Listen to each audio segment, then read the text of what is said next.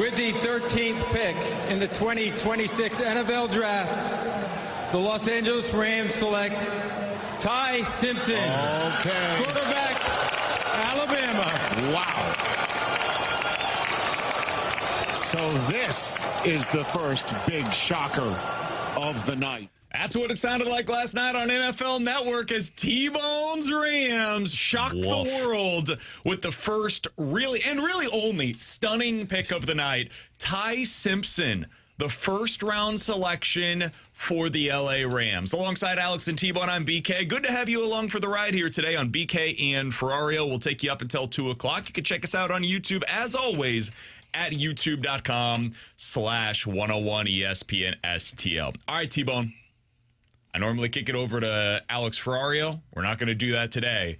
You were crashing out last night as your Rams take a quarterback in the first round. By the way, it is 11:01. Your time check brought to you by Clarkson Jewelers, an officially licensed Rolex jeweler. I wonder why they got out so quick today. You think it is cold? You think it was because they were turning into Leo DiCaprio in the Titanic?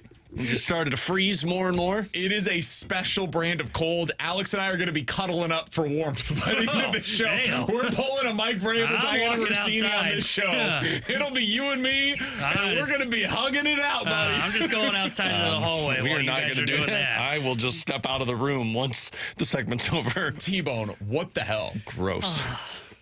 I have no idea what the hell they're thinking. I hate this draft pick. Why would you not go in an all-in year, go with a wide receiver like Mekhi Lemon, who was available, who I thought they loved? Why would you not go with the tight end out of Oregon, who's a freak athlete? Or, hell, even go with an edge rusher, right? Like, I would have been happy with Ruben Bain at that spot. I get it. You have 2 pass rushers already. You know, third's nice, too, right? You rotate them in and out. Feel pretty good about it. You're in an all-in year. You might as well be pushing the chips forward. And we go quarterback for the future? Oh, my God. I hate this move. Do you? Yes, I think this is the worst move. Do you hate it because you dislike the quarterback, or do you hate it because of what it signifies for this season? I think it's both. I don't think Ty Simpson was a first-round quarterback. Now, if you wanted to trade into the first round to get him, whether it be the Rams or someone else, like we had talked about the Cardinals doing it, I get it, right? He's probably not a first-round quarterback, but you get the fifth-year option and you're desperate for a quarterback, so it adds on to why you would trade back into the first round to get him. I don't think anybody was taking him in the top 20. Apparently us, though. And then add on top of it, I don't understand why you're wasting this high of a draft pick, a top 15 pick in an all-in year, on a guy that's not going to see the field this year so you can plan for the future. Not only is it potentially, you didn't help your roster in an all-in season and what could be the final ride for Matthew Stafford, or maybe the final 2 years of Matthew Stafford. You have no idea if this guy's going to be good, so you just wasted this draft pick rather than helping the team in the now. And if you miss on this pick, not only did you not help the team for the now, you screwed up the team for the future. I think it's a terrible selection. I hate when teams do this. When you have a future Hall of Fame quarterback and you're in a winning window, you shouldn't be going, you know what we should do? Not help ourselves now and draft our quarterback of the future. You know what? You're bleeped when that quarterback retires anyways. Why don't you just wait until you're screwed, and then we'll figure it out. God, your tears taste amazing right now, T-Bone. What did you think of the pick? I thought it was dumb. Really? I did. I thought... What T-Bone said is what my mindset was. Like, man, you've got 1 year left of Matt Stafford. You were aggressively trying to trade for A.J. Brown, and you just wasted the 13th overall pick on a quarterback. And then I saw some of the stuff that came out afterwards, and you could tell Sean McVay was steaming in that press conference. Like, the steam was coming out of his ears. And then apparently Ty Simpson said on Sirius XM that he hadn't even had a conversation with Sean McVay. Hadn't met him. They've had conversations, hadn't met him, which Jordan Rodriguez, I thought, provided some important context on that. Sean McVay doesn't meet in person any of the prospects that they select because he doesn't do any of the process. He's not going to the draft or to the NFL Combine. He doesn't go to the Senior Bowl. Like, he doesn't do any of that stuff in person. The Rams are one of the teams that doesn't believe in sending their people to those things. So that's just context for why he has not met Ty Simpson. He hasn't met any of the Rams' first-round picks since COVID. So over the last 6 years, anybody they've drafted, he has not met them in person. Because typically I would imagine they're later picks, and you're... No. Even their first-round picks, he has not met any of them. He didn't meet Verse either. Correct. They took it in the first round last year, 2 years ago. Regardless, it screams looking past this upcoming season. And I think that's a dumb move when you've got the roster that you have put together. You're about to pay Puka a ton of money. Matt Stafford only has one more year left. You were a damn good team last year, and you didn't get it done. You should have spent your 13th overall pick on something that helps you right now rather than worrying about the successor to Matt Stafford. And add in, by the way, you mentioned Puka. I was so angry I didn't even get to him. Puka's a head case. Right now, you can't plan on paying him. So why would you not go out and get a receiver like Lemon, who's going to have 5 years of control? I just, that's what I can't fathom. Like, if Puka didn't have the issues that he's had in the last basically 12 months, I'd say, okay, yeah, you probably don't need a wide receiver unless you're really planning on your future without Devontae, but you can always find someone to fill that role in later years. Right now, I don't feel confident that you're paying Puka Nacua. I wouldn't pay him right now either if I'm the LA Rams. So I couldn't believe what they decided to do last night. I think I'm on an island here. I kind of loved it. I think Ty Simpson is. I think Ty Simpson's good. Look at you. I don't think he's ready to start in the NFL right now. So I think this was the perfect landing spot to where he will not see the field this year. In an ideal world, he doesn't see a single snap for the LA Rams when a game is in question this season. But I think Ty Simpson went into the perfect system for the way that he plays. He's athletic. He's got a pretty good arm. He's highly accurate. We saw this last year when the Alabama Crimson Tide went up against Mizzou. That guy was the difference. He was the best player on the football field that day. He made all of the throws that you would want to see a franchise-level quarterback make in that game. He then got his ass kicked for the next 6 weeks, played through a boatload of injuries, including, I believe, some kind of like a spleen issue or something, or I don't know what exactly it was, but he had a ton of stuff happen to him this year because he got destroyed behind that putrid offensive line that they put out there for him. He had no running game to speak of. His number one wide receiver forgot how to catch the ball midway through the year. Like, he was dealing with some awful circumstances at Alabama this year and played through all of it and was tough as hell. I think he's going to be a good NFL quarterback. What's the ceiling for him? I don't know. I think it's limited. Yeah, I heard comps are like Bo Nix. Kirk Cousins damn near had his team playing in the Super Bowl this year. I think Bo J.J. Nix McCarthy was on a team that nearly got to the Super Bowl. Absolutely, and that's why you got to take him. When's the next time the Rams are going to be drafting this high? Might be a while. Who cares? If I got a shot at a Super Bowl this year, who cares? If I've got a shot at a franchise-level quarterback, I'm taking him. You guys know how this is, man. If you don't have a quarterback, it's over for you as a franchise. I think Dan And the Orlovsky Rams had an opportunity here. Like, am I going to take, an offensive tackle or a slot receiver for a team that already has two superstar wide receivers on it? No, I'm going to go with the guy that has the potential to be a franchise quarterback for the next decade. I think they got this right.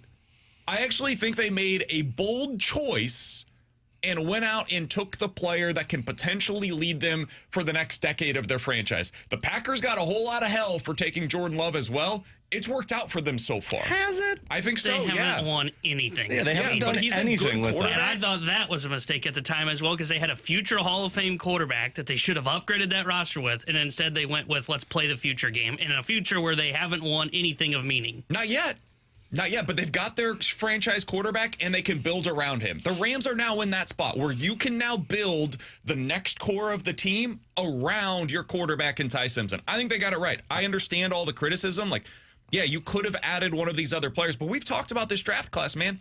There ain't a whole lot of great players in this class. But Ty Simpson wasn't the best available. And if I'm the Rams, know that, though. If I'm the Rams and I'm taking the 13th overall pick, I'm taking the best available player. My team needs missing pieces that can help them win a Super Bowl this year.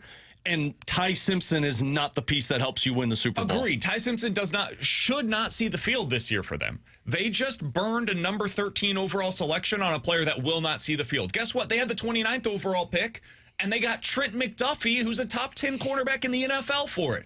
They added Jalen Watson last year. Their biggest issue on the team was their lack of guys that could lock down the opposing receivers. They invested as heavily in that position as anybody in the NFL invested in any position this offseason. So if you wanted them to use a first-round pick on a player that's going to help them this year, they did. And then they paid that player $30 million a year to be a stud. They happened to have 2 first-round picks this year. One of them was selected last night, and he won't see the field for him, but he will lead their franchise into the next era of Rams football. I think this is brilliant team strategy. I think this is great roster building by Les Snead, personally. What's funny about it is I think his head coach doesn't agree with you at all, and Sean McVay might not be their coach after this season. Sean McVay also got upset a couple of years ago. I can't remember which pick it was, but he was fuming that they missed out on the guy that they wanted to select, and then they had to select somebody else. And I think it worked out pretty damn well for him, if I remember correctly.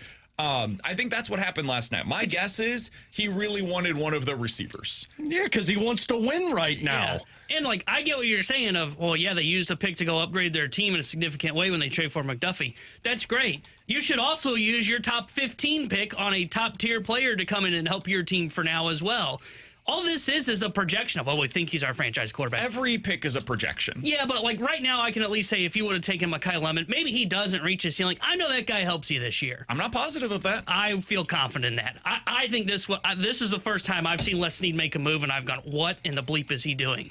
What happened to the guy that had the cojones to say we're going to bleep them picks? You don't think this is cojones? No, this is bleep them picks. Stupid. Yeah. This is bleep them picks. It's just you can disagree with the choice, but this is a super aggressive move by Les Snead. I hope this fails and he's fired. Aggressive. I think this is a terrible move. Terrible roster decision. I'm just living in the world right now where we've used the comps for this guy of Bo Nix and Jordan Love. Yeah, I think that's what he is. Those are terrible picks for a 13th one. I think he's Jared Goff. You're going right he's back Bo into Nix. the Jared Goff era. Yeah. Which was disappointing that McVay said, we got to get rid of this guy. We got to go and get that guy's made it to the Super Bowl with the Rams, then was on the cusp of doing it again and has led one of the most exciting offenses in the NFL over the last 3 years with the Detroit Lions. But he made it to the Super Bowl with the Rams, and they said, we got to get rid of this guy. And then when the can't Lions win us the Super Bowl, the roster can. And then when the Lions took him on, he has led one of the most successful offenses in the NFL over the last 3 seasons. I think we have seen we're in an era right now in the NFL where if you've got a supporting cast around your quarterback, as long as he's like a top 15 guy, you can win at a really high level right now. Sam Darnold just won the Super Bowl, guys. This year. That just happened. We just watched it together. And the Rams have a roster that if you support this guy the correct way, he can get you there. I believe that in Ty Simpson. Like, he's good enough to do that right now. And now you have somebody that can lead you into the next era of Rams football. I get all the criticism. I don't know if this is going to work out. I think it was well worth the shot, though. And the Rams made a really bold decision last night to do that. By the way, the other big pick that got a lot of criticism, I also really enjoyed. Hey, what is it with you and these bad picks on the draft that you like? Number 3 overall selection, the Arizona Cardinals select Jeremiah Love. Saw in the St. Louis Post-Dispatch earlier today.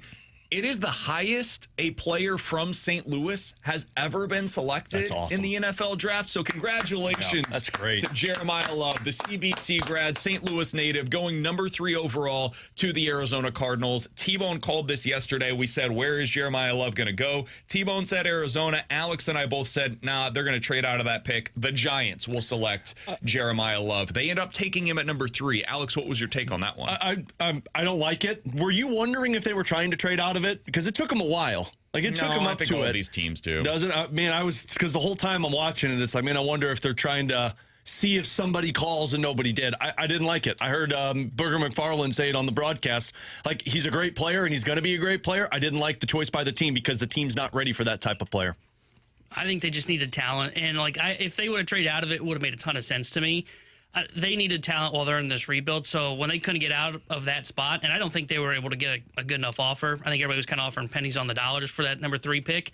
I think they just said, screw it, we're going best available, and we believe Jeremiah Love's the best guy on the board. I think it's smart in that sense. If you're looking at him as the best player available, I think you have to make the move. I get it. You don't have a quarterback. You don't have a lot of pieces on your roster.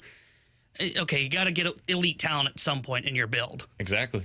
I think you're setting up whoever the quarterback's going to be. Apparently, it ain't going to be T-Bone's guy and Ty Simpson. Oh, we should trade him to him. But makes sense. I think Jeremiah Love's probably not going to have a great season this year. I think he's going to be in a similar spot to what we saw a year ago, where the Raiders took a running back before they were really ready to do so, and he struggled behind a bad offensive line without a quarterback. I think you could see something similar for Jeremiah Love this year. But then next year, if they end up with a top 5 selection and they get, Arch Manning or the Oregon kid, they might be in a spot where, all right, that quarterback is now throwing to maybe the best tight end in the NFL in Trey McBride, Marvin Harrison Jr., Michael Wilson, and they've got Jeremiah Love behind them. That's a really good spot. And they've got Mike LaFleur, who is a pretty good offensive mind, I would say. I at least have hope for him as an offensive play caller for the Cardinals. You've got the makings of what could be a pretty good offense. Now you start throwing some resources into the offensive line over the next couple of years. You draft an offensive tackle maybe in the second or third round, do the same thing next year.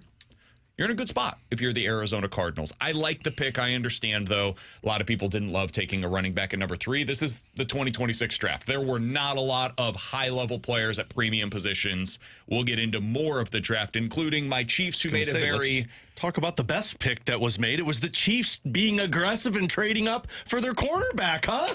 What a trade. We'll get into that later on today. He's Alex Ferrario. That's Tanner Hendrickson. I'm Brandon Kiley. If you guys want to get involved in the show, 314-399-9646. That is the Air Comfort Service text line to do so. You can always check us out on YouTube at youtube.com/101ESPN STL. At 11:45, we'll get into Ask Us Anything. We've got some questions for Mike McKenna, the former NHL goalie, joining us at 12 o'clock. Brad Thompson will join us as well in the 12 o'clock hour. But coming up next, we do need to talk about the Blues. Some surprising injury news was released yesterday.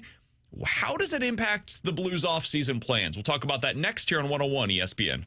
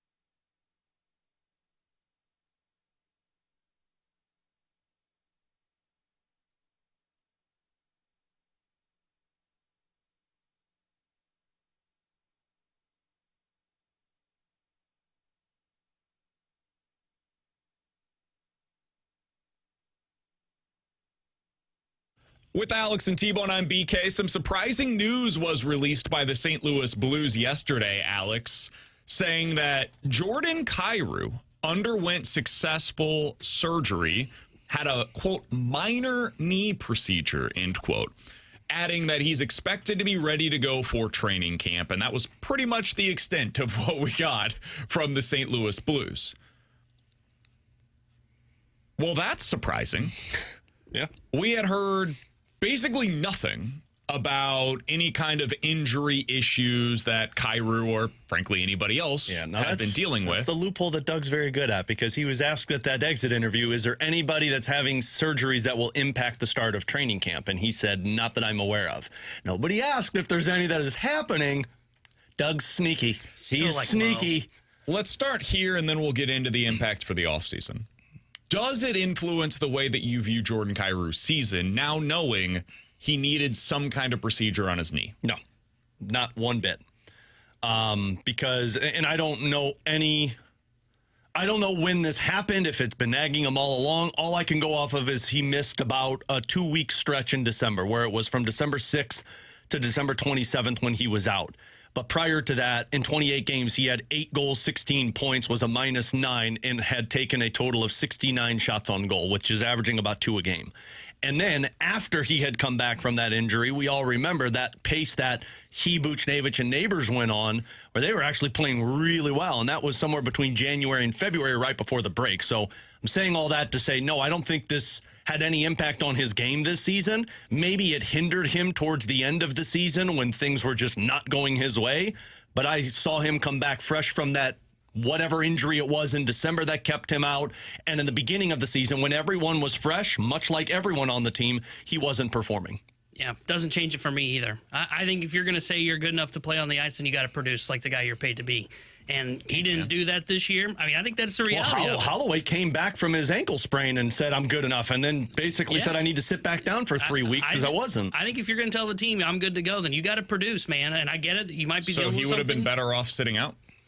But I don't know, depending on how long that had been bothering him. But if he's not going to produce at the beginning of the season, yeah. And the other thing too is, like, even if he is compromised, he should have been a 20-goal scorer this year. To me, there's no excuse for that. Yeah, everyone's compromised. You're 70-80%. He should still be a 20-goal scorer, and a guy that put up at least 50-plus points, and he didn't do either of those. So for me, no, it does not change the outlook on his season. I think his season was a failure. I think that's pretty unfair. I think sometimes there are guys that are playing through injuries, and we don't know it. And then you find out at the end of the season, they had been playing through stuff. And it changes my opinion of it. Braden Shin, for example, a few years ago, he was playing through injury. And then he came back the next year, was healthy, and he looked like a completely different player. And then it's like, okay, well, yeah, of course, he wasn't healthy. Dylan Holloway at the beginning of the season was not healthy.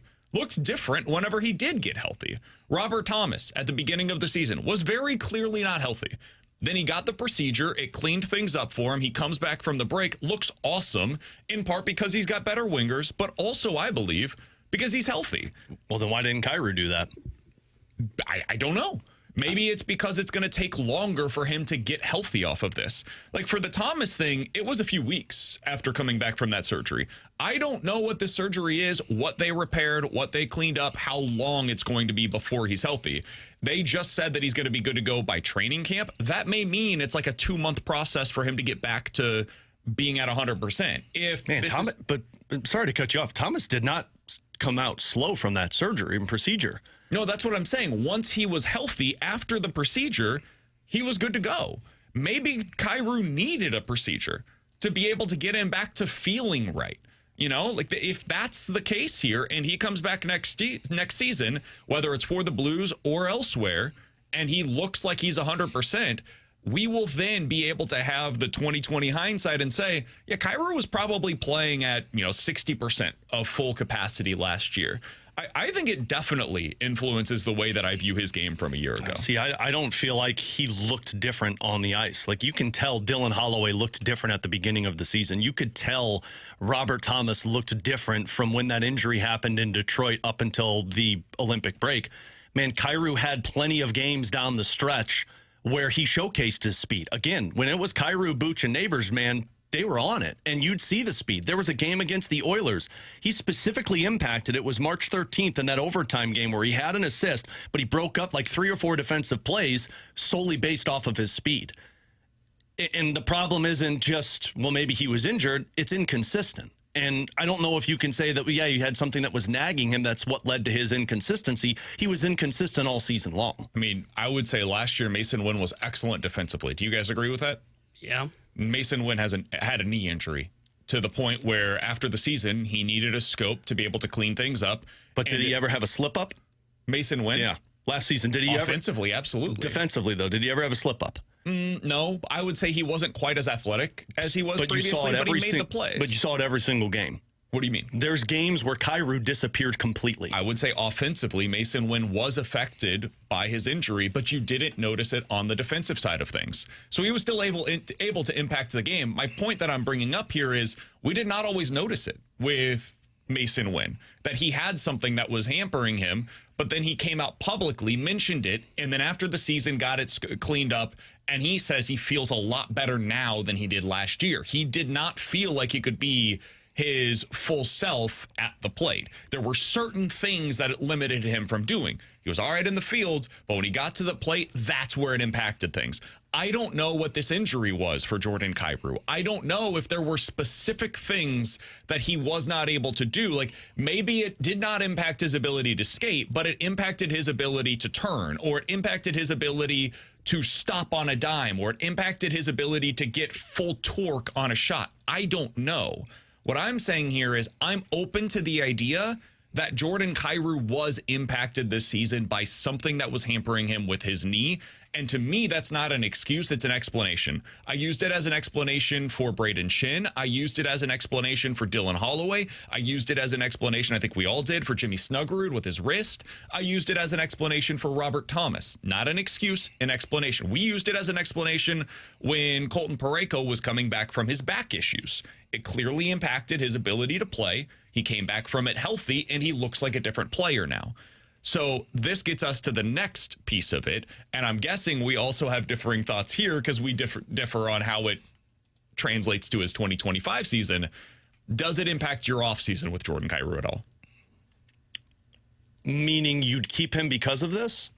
Either you keep him because you want to see what it looks like when he's healthy, or do you think other teams potentially now will have bigger question marks about Jordan Kyrou because of the injury?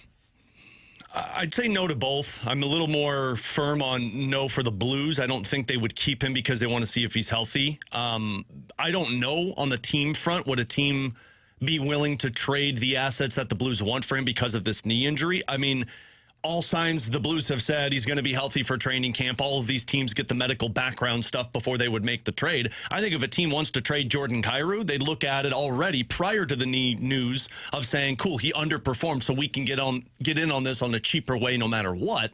The question will be, will the Blues walk away from him for a cheaper value? So I think that will impact it somewhat.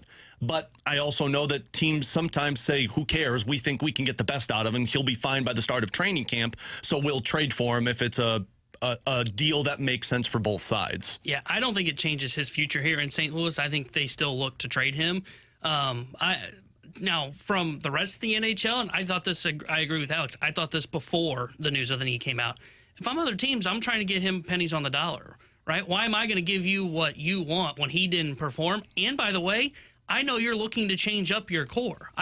Other GMs have to feel like they've got Army as a fish in a barrel. So I don't think it impacts his stay in St. Louis, and I do think teams are going to try and lowball the Blues to get him out. Now, that doesn't mean they're going to be offering up like 7th-round picks for him, but maybe that does mean they won't give up one of the top prospects or one of the top players on their NHL roster that Army's asking for. And if Army wants to truly make a move and change things up, he may have to accept lower term. I guess I should say Steen or Army may have to accept lower term on what they're looking for in return for Kyrou. I wouldn't do that. that seems like a wild way to operate. They won't do that. To accept pennies on the dollar for a guy who has consistently been a 70-plus point, 30-plus goal scorer for you. And in the one season where we now know he was hurt to some degree, whether you believe that really impacted his performance or just slightly impacted his performance, we now know he was in some way hampered by injury to a knee. I would not accept pennies on the dollar right now. This is a situation where I do wonder if the Blues look at it and if Alexander Steen will look at this and say, all right, I can explain away his 2025 campaign. It was related to injury, and we're not going to get full value for him this offseason.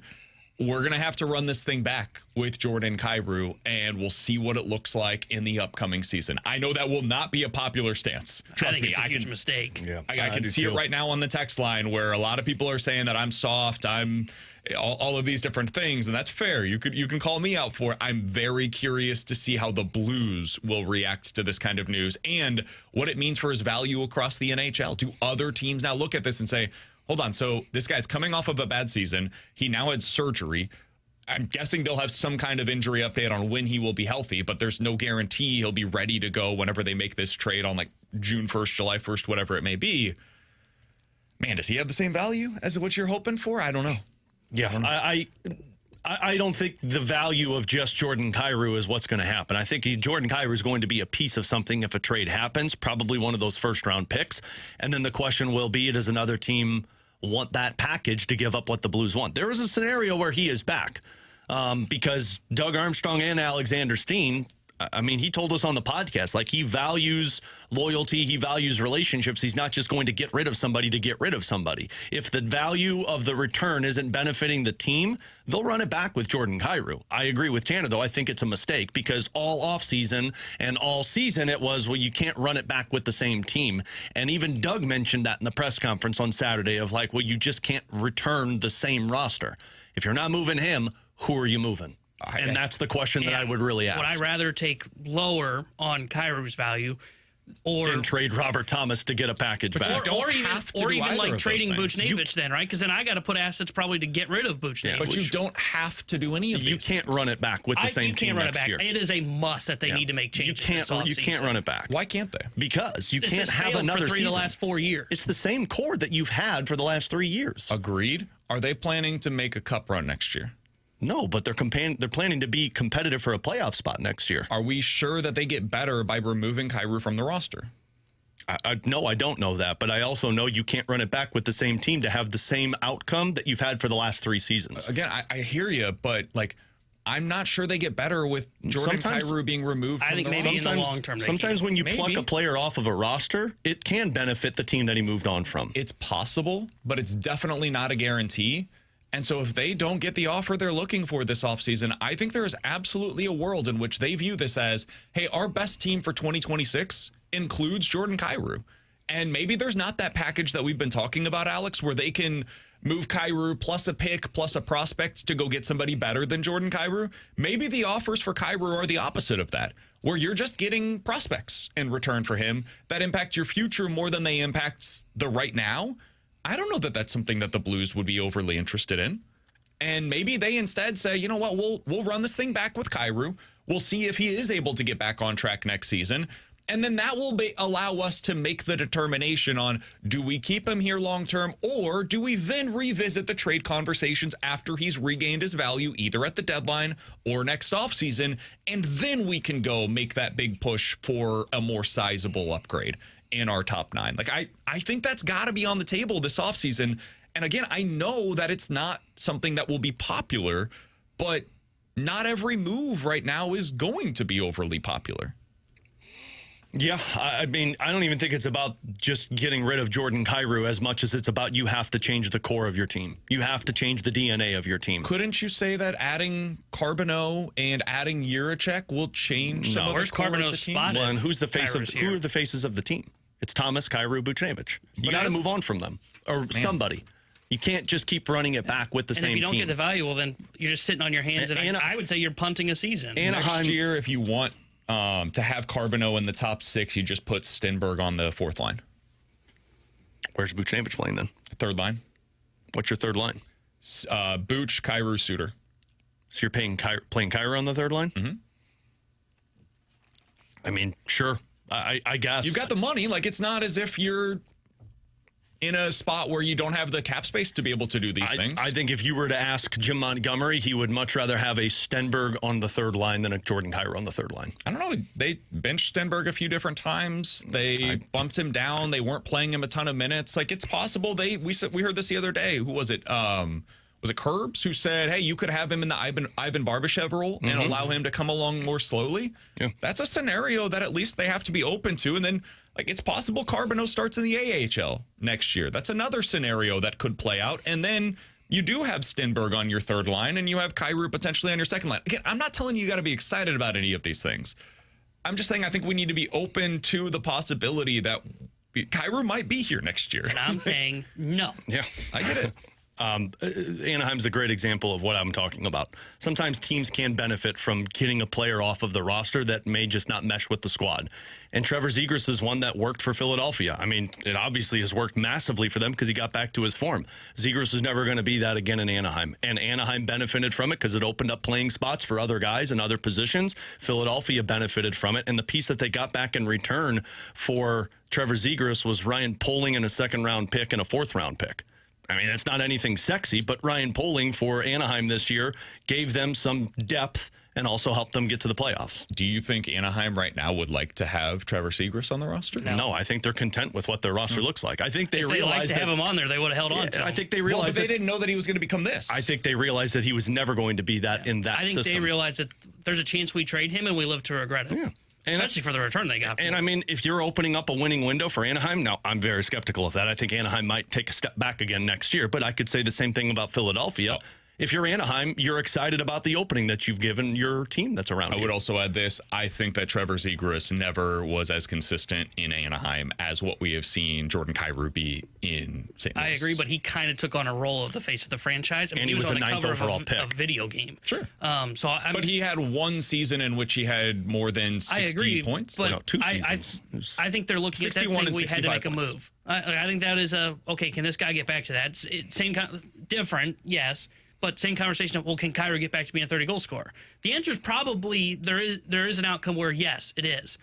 It's also, you're at the point as an organization where you have to make change for change's sake. I just don't know that they believe that because I heard Doug Armstrong say the other day he will not do that. And I've been questioning Armory for the last 4 years. Alongside Alex and T-Bone, I'm BK. Ask us anything coming up in about 10 minutes. Do you guys have any seller's remorse on Brendan Donovan? We'll get into that next year on 101 ESPN.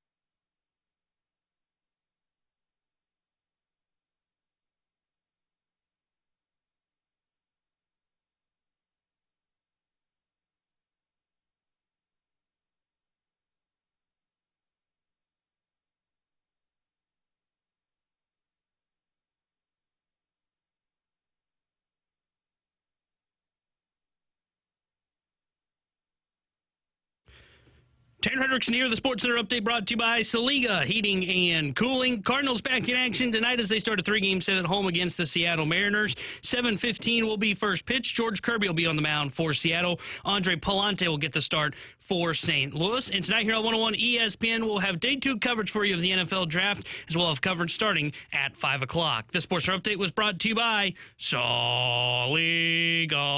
Heating and Cooling, a Daikin heating and air conditioning dealer.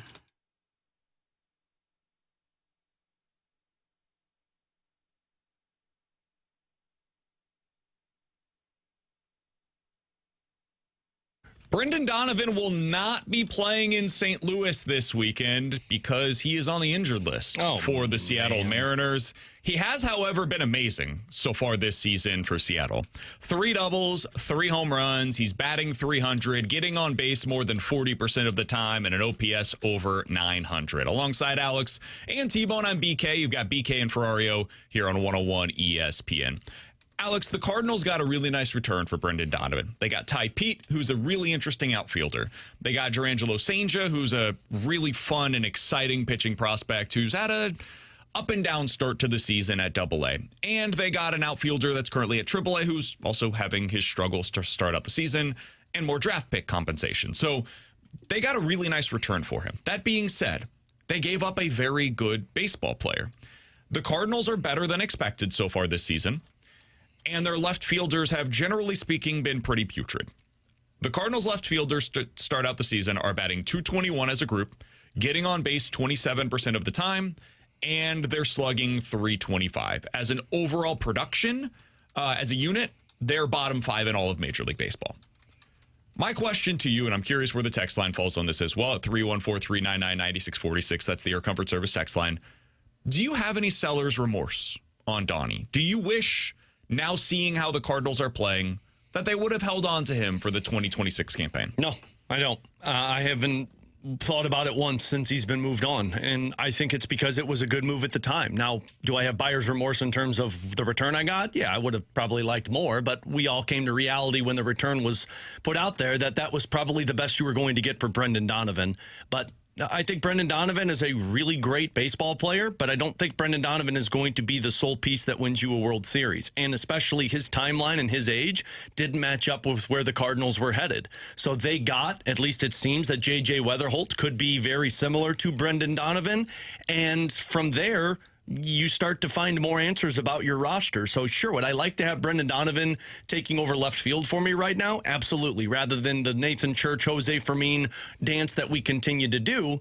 But at some point, Lars Nootbaar is coming back. He's taking over the left field spot, and then we'd be doing with Brendan Donovan what we've done in the past of, well, where are you going to play him? Super utility piece. So, no, I have no buyer's remorse. I think they made the right decision, and it's great that he's having success in Seattle. Hopefully he can help them win something right now. Cardinals weren't winning anything for at least 3 more years. Yeah, I agree. I have no regrets on selling Brendan Donovan, and when you enter into a rebuild, you don't just trade away the scrap pieces and save money at the pieces you don't want, which they did in Contreras, Gray, and Nolan Arenado.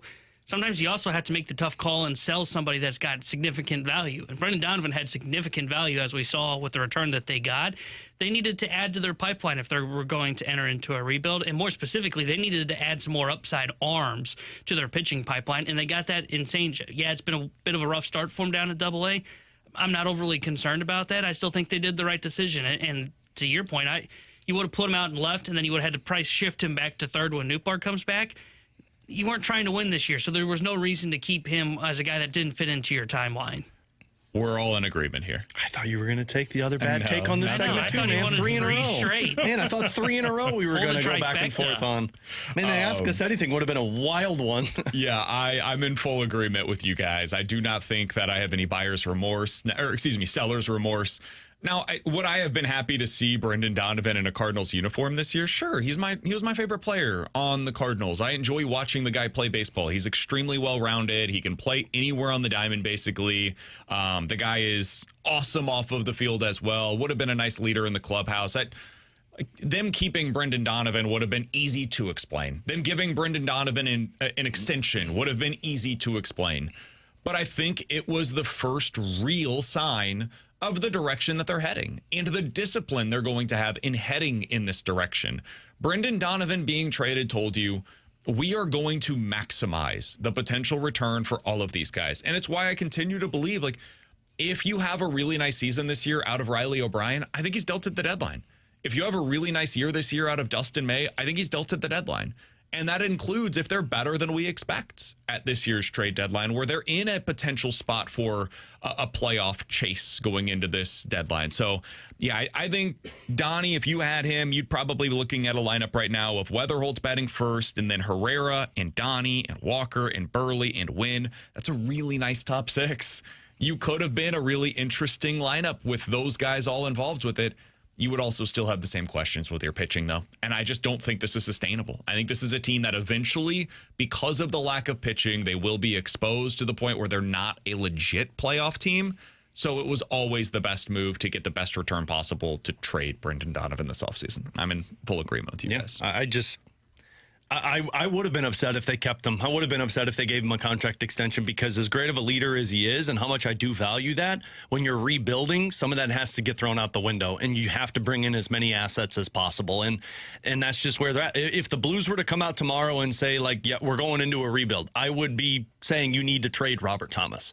But if you're not, then that makes a little bit more sense. But the age is the difference in all of this. But Brendan Donovan, if he goes on to have success, it's one of those scenarios that you look at and you're like, good for him. But it just never was going to happen with St. Louis, because the Cardinals needed to get as many assets as possible. I was going to say, if their pitching pipeline was strong too, by the way, it probably wasn't a conversation to trade Donovan. But it wasn't, right? I mean, they still need to add significant pieces to their pitching pipeline. So it almost made the call for you. 314-399-9646. That is the Air Comfort Service text line to get involved in the show. Coming up on the other side, we'll get into Ask Us Anything. Do want to mention this. We've had a few people text in. Guys, Jeremiah Love, not the highest St. Louisan ever taken in the NFL draft, as you mentioned earlier today. Billy Sims is from the St. Louis area. He was taken by the Lions as the #1 overall pick in 1980. I do apologize. All I know is that over in the St. Louis Post-Dispatch, they said Jeremiah Love selected 3rd in the NFL draft, becoming the highest ever pick from St. Louis. The first line in that story: St. Louis native Jeremiah Love will be a Cardinal, and he'll begin his NFL career as the top NFL draft pick to ever come from St. Louis. Do you want to call out the writer? It is Post-Dispatch staff and Wire. Boom. Gotcha. I don't know who specifically to blame here, but I referenced the Post-Dispatch said earlier today, Jeremiah Love, highest ever draft pick from St. Louis. My guess is it is because he is the highest pick to play high school football in St. Louis. Maybe that is the distinction that I should have mentioned. Billy Sims did not. So what do we always say on this show? Whatever the case. Accept the credit. Pass the blame. Yep, I'm passing the blame to the Post-Dispatch. Alongside Alex and T-Bone, I'm BK. Ask Us Anything is next.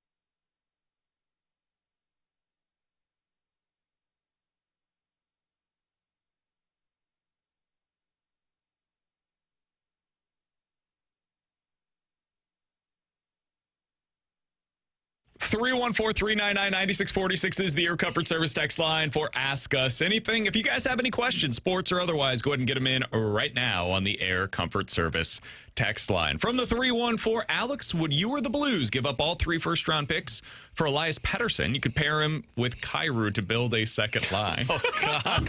What a line. Oh, boy. Man, I've gone back and forth with this over the last couple of years so much because a couple of weeks I'll be like, yeah, I'd make that trade. I think you could get better out of him. And then the next week I'm like, I don't want that prima donna. And I think I've settled on that after hearing so many press conferences about how that team fell apart and went into shambles. And a lot of it was just because of the attitudes in the room. It seems like this guy legitimately is a problem. And he doesn't even want to be moved from Vancouver. So, no, I mean, it's going to take more than just your 3 first-round picks to get it done. I don't think I'm paying that price. Also, Vancouver's making you eat take on that whole contract because they're not eating any of it. So, no, I think I'd hard pass on that one. From the 314, would you guys use AI to help you with vacation plans? I know some people that are doing this now, even making reservations and scheduling their itinerary. Ooh, that would make me nervous. I don't know if I would use it to make my whole itinerary, but I would definitely use it to help come up with like suggestions. Yeah, AI's not making my reservations for me. You guys know how much pride I take in finding places that I want to go to. It's true. I have like full-blown spreadsheets of stuff that I want to do in other cities. Like I have maps on my phone right now for like when I go to Denver, these are the places that I can potentially go to.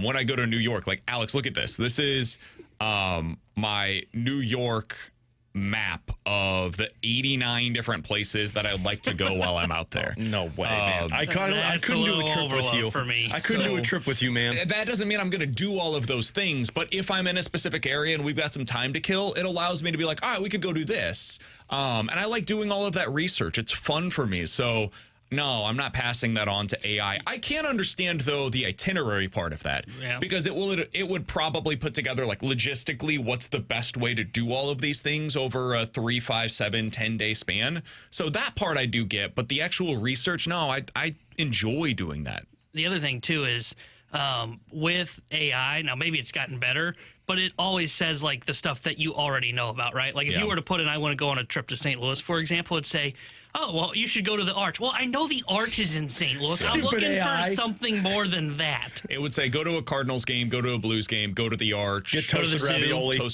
Go to the zoo. It's like, yeah, okay, that's cool. But Honestly, if you actually talk really to somebody from St. Louis, you find some of the hidden gems. And you could also specify, like, hey, I like doing X, Y, and Z. What are some of the things that maybe play into that? Or what are the areas that maybe I could go to? I don't know how well AI would do with that kind of stuff. 314-399-9646 is the Air Comfort Service text line from the 314. Are you guys going to watch any of the next 2 days of the NFL draft? No, I don't watch after the first round. I see the first round, and then from there, I just kind of look through afterwards and see who was drafted where. I normally would. I'm going to the Cardinals game tonight, though, and then I am going to the City game tomorrow, so I probably won't see much of it. City match. Sorry.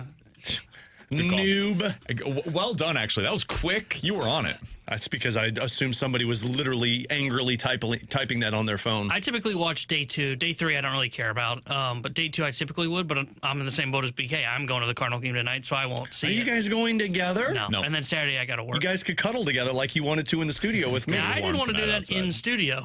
I'll be up in what is it? The Budweiser Terrace. Budweiser Terrace. You always. It's like your favorite spot. You don't know the name. I want to call it the Budweiser Brew House because we go there all the time.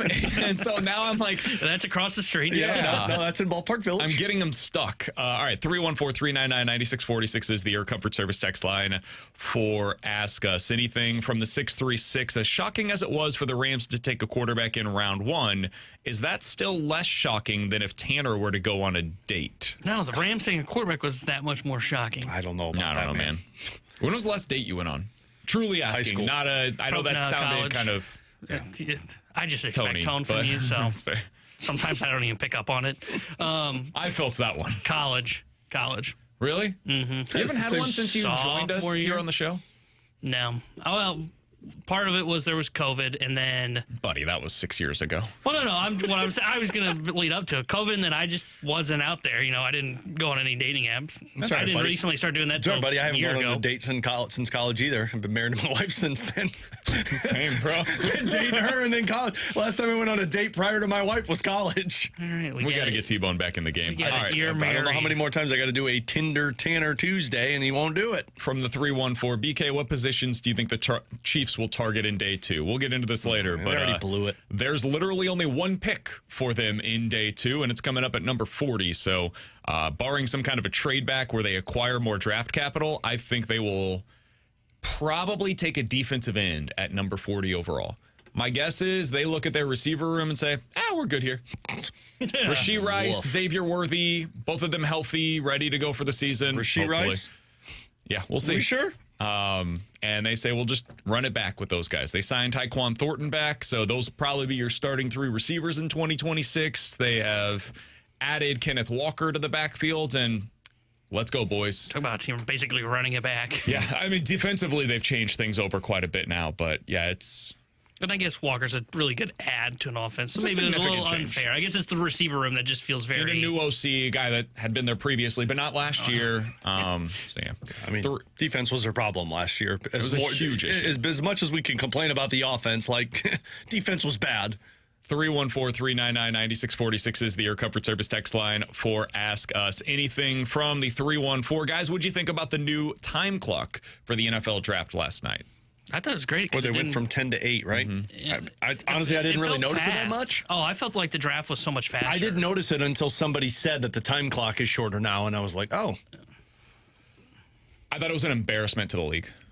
Truly. I thought it was awful. You had no ability to actually discuss the pick that just happened and then preview what was about to happen and build up the anticipation for the upcoming pick. I thought everything felt rushed. There were times where the NFL draft, like the actual presentation, was well behind what the draft was doing.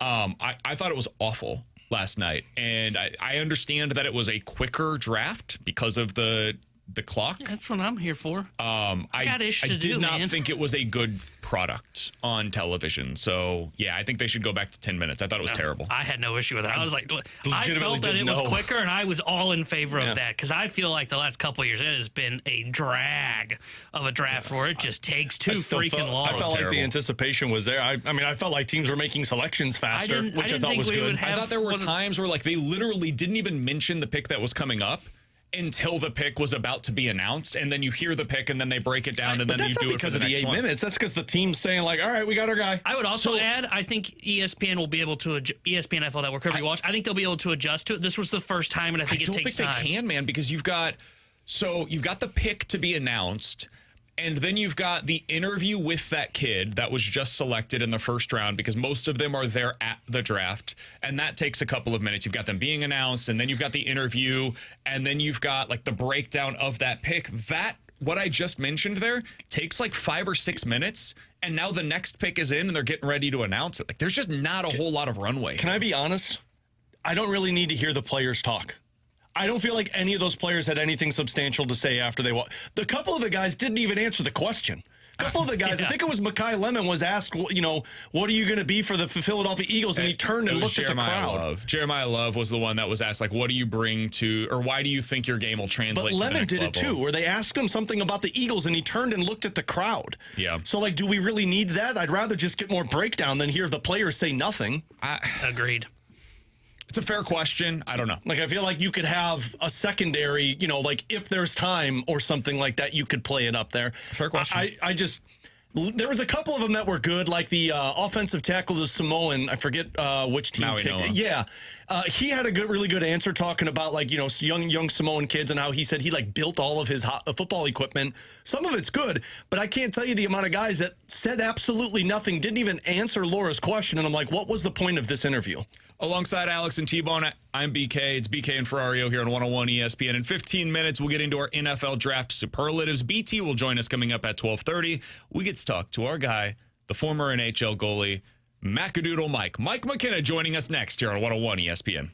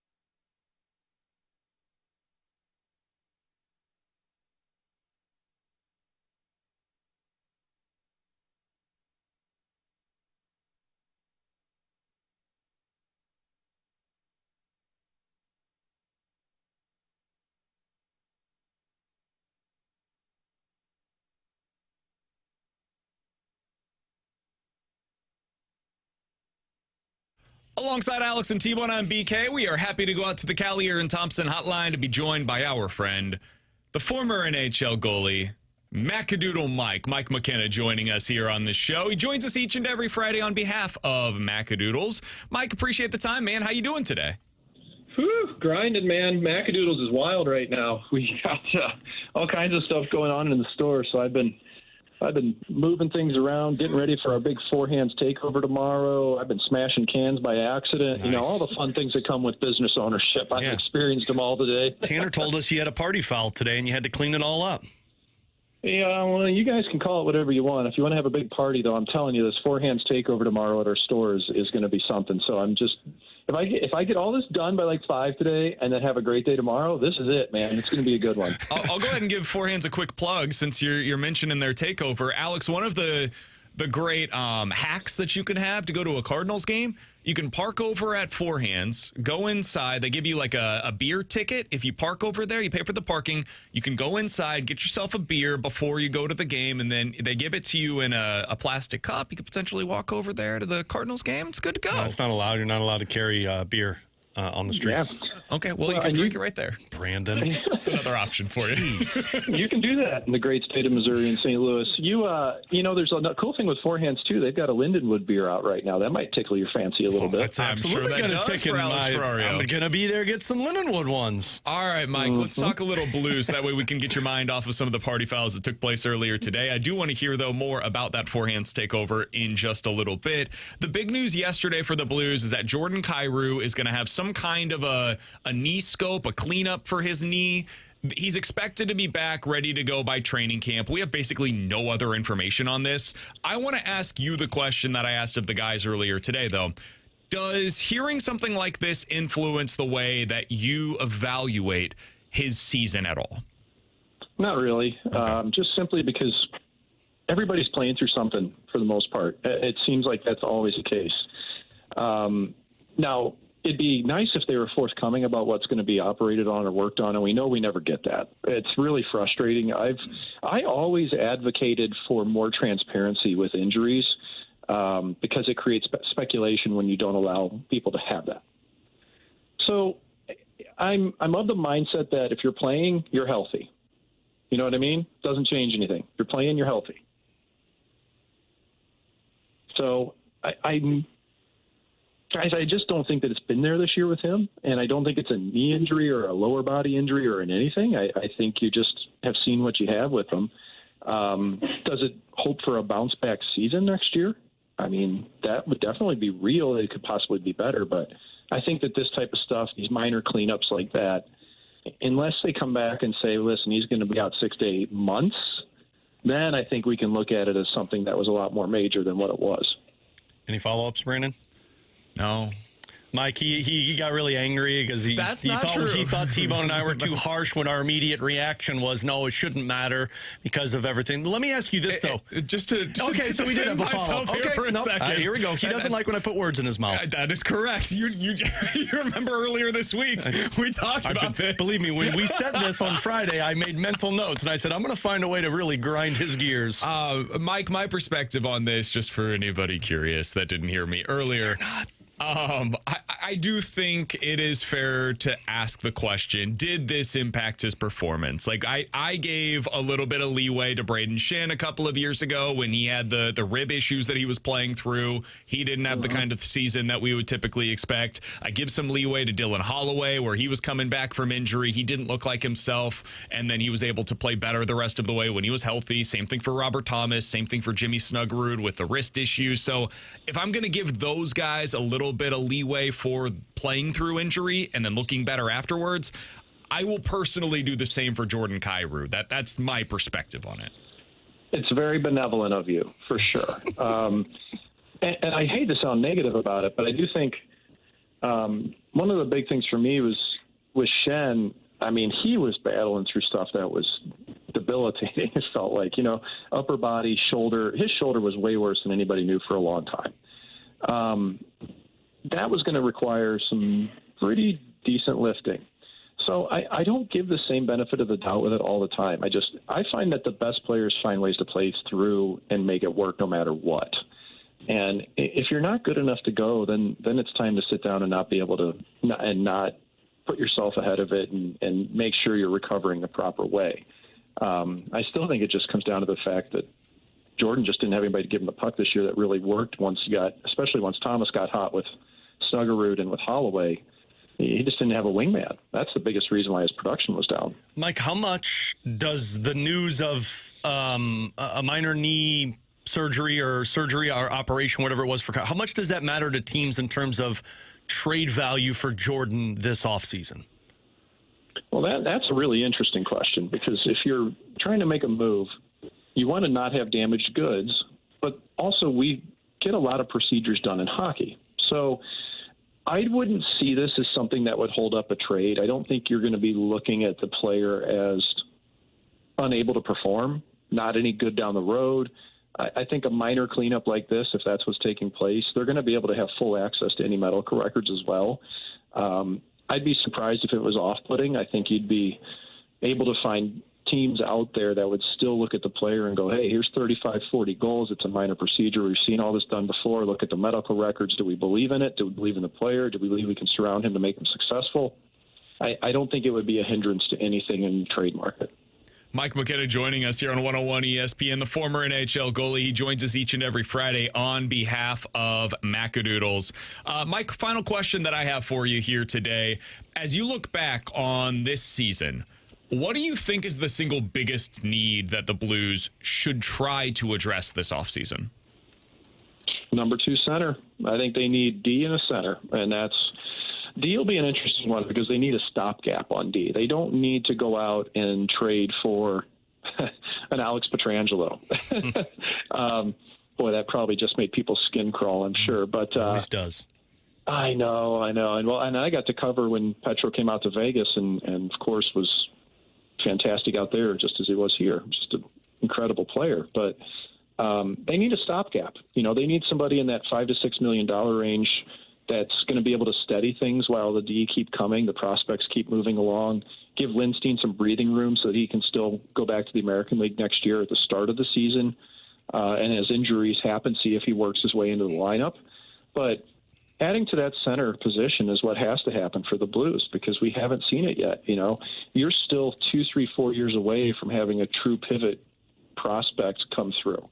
And I'm not sold on Dvorsky as a number 2 in the NHL. I think it's kind of jury's out. He could be a third-line center, which is no shame. You need them. You need them to be strong. But I'm not sure he's really that top-end quality that we've seen just yet. Hopefully he evolves into it. But if the Blues are going to be a team that's looking towards playoffs, looking towards contention, all the best teams in the league have at least 2 top centers. You have to have one. It'd be hard to make that trade, but trades can happen, and the Blues do have assets.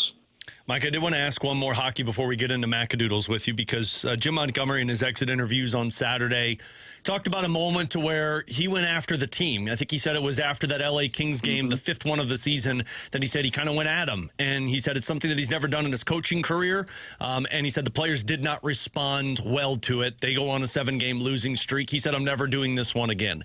How much did that comment stand out to you in terms of the players and their mentality versus Jim Montgomery and his coaching style? Well, the context of it was really interesting for him to be open about doing that. And you don't divulge insider information like that without a purpose. And part of that purpose is so that the players hear how soft they were and couldn't handle it. And he's trying to basically say, hey, toughen up here a little bit. That's my take on it. I really think that inside that's part of it was, I challenged you guys and handle it, and he's saying he won't do it again with the group. That's always sometimes a little sleight of hand. You have to keep a freak out in your back pocket at all times. You do, man. Like, there's a moment where you flip a trash can and it works, or Lou Lamoriello throws a jelly jar. Yeah, Look that one up, everybody that's listening. He did that in the locker room. John Tortorella made a career out of it. Yeah, there wasn't a reporter that walked in the room that didn't know where the logo was on the floor. So with John Tortorella's teams, John Tortorella is the single reason why teams have now put their logos on the roof of locker rooms, so they don't have to rope off the logo on the floor.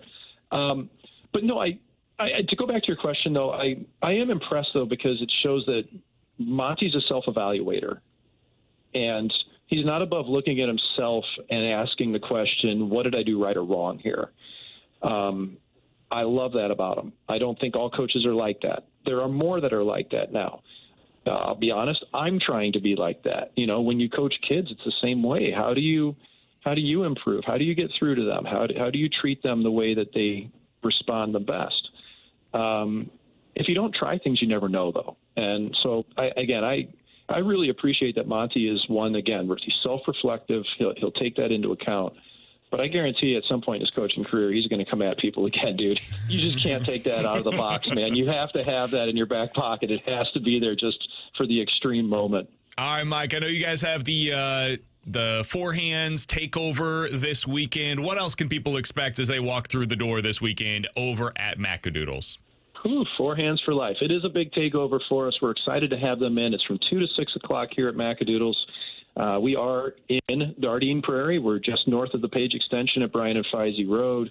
We will have complimentary samplings. We'll have Sugar Fire doing big old hot dogs and doing pulled pork sandwiches outside. We're going to have draft beer in the parking lot. We're going to have lawn games. We're going to have a blast out here. I'm even putting the Forehands banner over Macadoodles logo. That's how much we love these folks. Other things we have going on here, we have Bapple, Bush Apple. I just got 3 pallets of the stuff, folks. I got 30 packs coming out of my ears. Come and get it.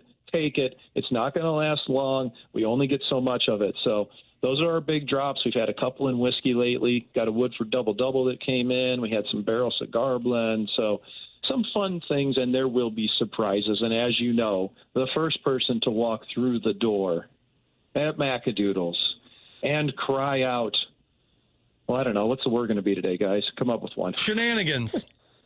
Shenanigans. The first person to yell shenanigans can purchase a bottle of Blanton's for $89.97 today.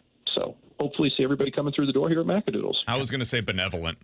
That was the word that Mike McKenna used earlier today. Yeah, that's too. Did you know what that meant? I assumed it meant kind. I haven't Googled it, but I would assume it meant T-Bone, did you know what that meant? No. I'm a JUCO grad. Fellas, I think we just got to start watching more Game of Thrones or something. I think that's more of a medieval term. So that's what you watch Game of Thrones for? Yeah, of course. It's for the verbiage, guys. That's what I've heard. Everybody tells me you got to watch it because of the verbiage. Mike, you're the best, man. Appreciate the time as always, buddy. Enjoy yourself this weekend. You guys have just a lovely weekend. See everybody at Macadoodles. That's Mike McKenna. Appreciate his time as always joining us here on BK and Ferrario. Does so on behalf of Macadoodles. Does that mean Bradford watches a lot of Game of Thrones? I would assume so. I'm sure that's where he tests out all of his vocabulary. Watches it and then says, I'm going to use that word when I go to the station tomorrow. Bradford Bruns will not be joining us in about 15 minutes, but Brad Thompson will be here on BK and Ferrario. Coming up next, NFL Draft Superlatives, coming off of a really interesting round one. We'll do that next year on 101 ESPN.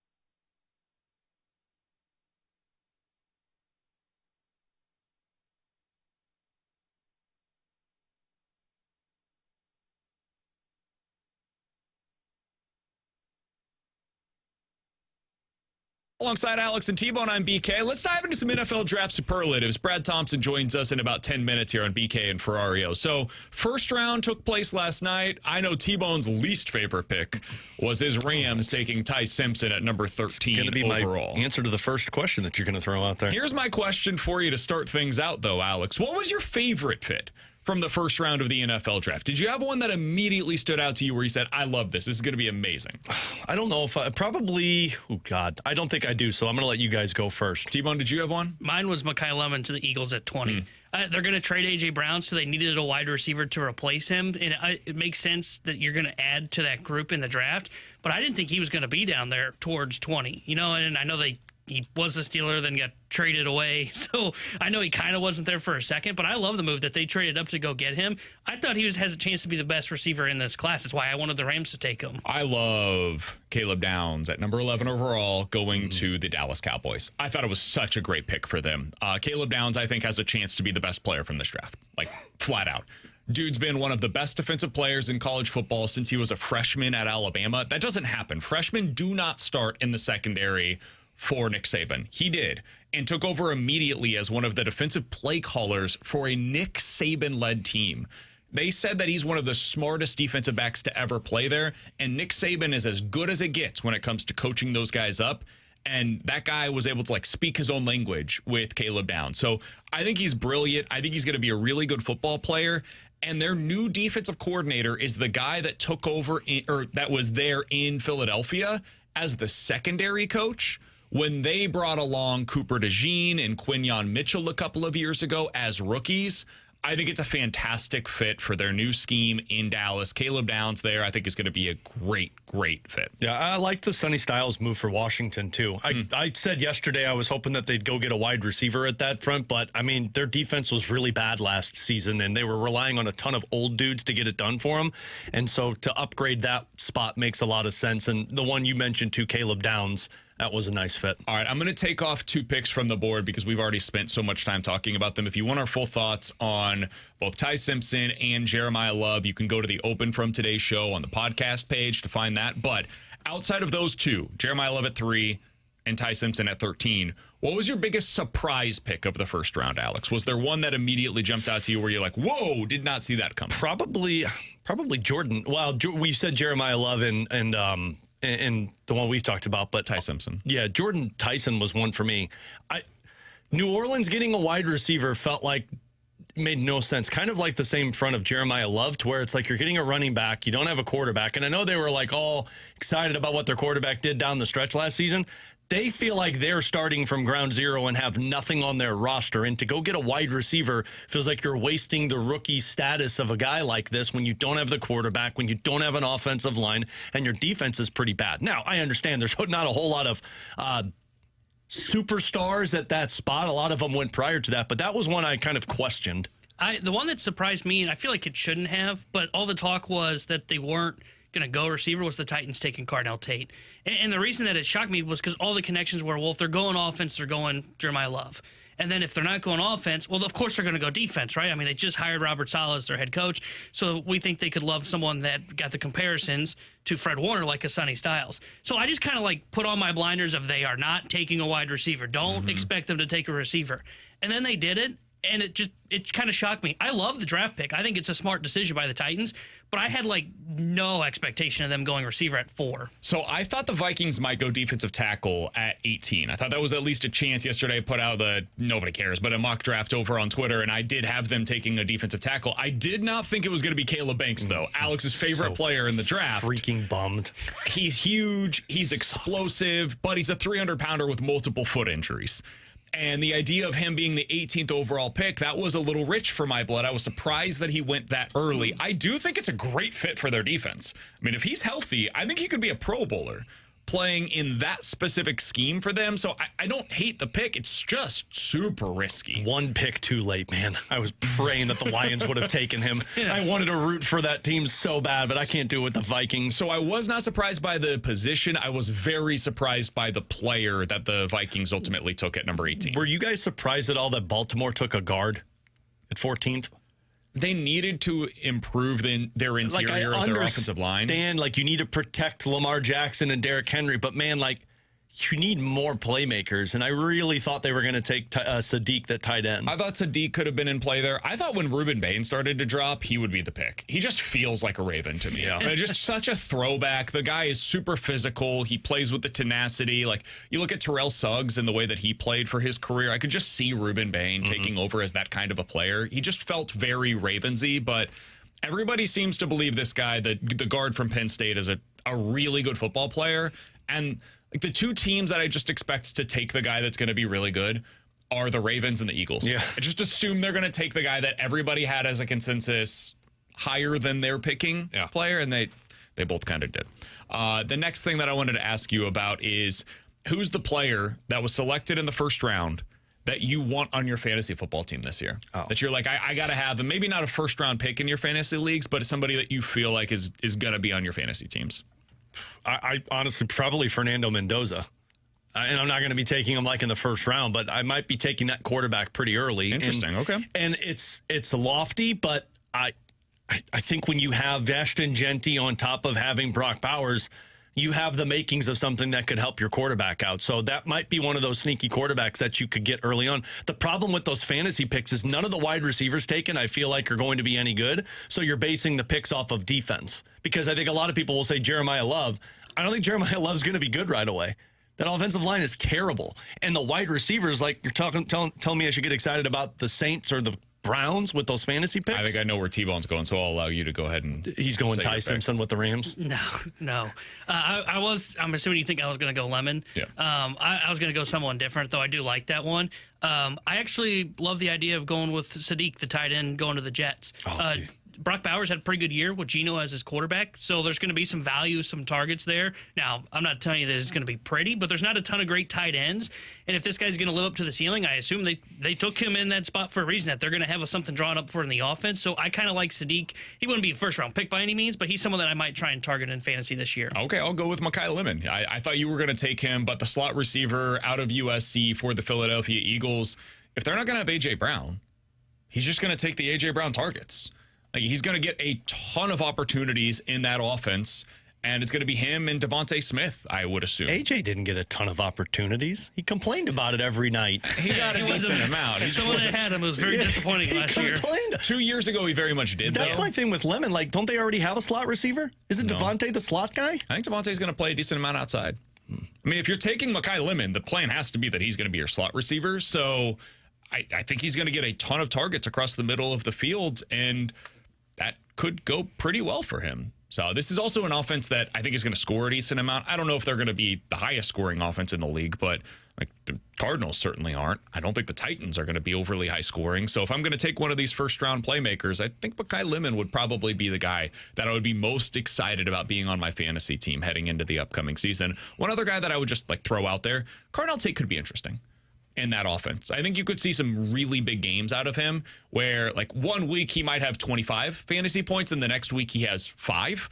So I don't know if it's going to be overly consistent, but the spike games could be really fun, kind of similar to like what you got last year out of Alec Pierce, if you had Alec Pierce on your fantasy football team. Yeah, I think you could have some pretty big games because him and Cam Ward could have a very good connection on some of those deep balls.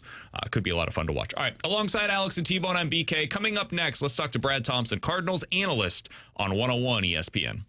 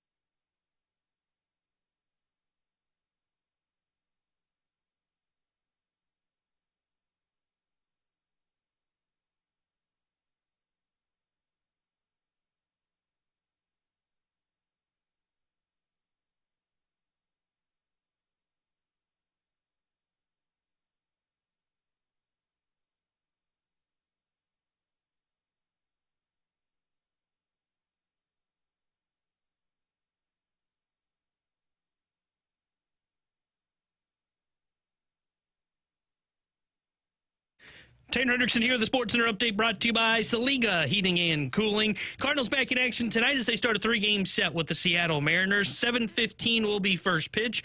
George Kirby will be on the mound for the Mariners. Andre Palante gets the start for St. Louis. And tonight here on 101 ESPN, we'll have day 2 coverage of the NFL Draft with coverage starting at 5 o'clock. The Sports Center update was brought to you by Saliga Heating and Cooling, a Daikin heating and air conditioning dealer.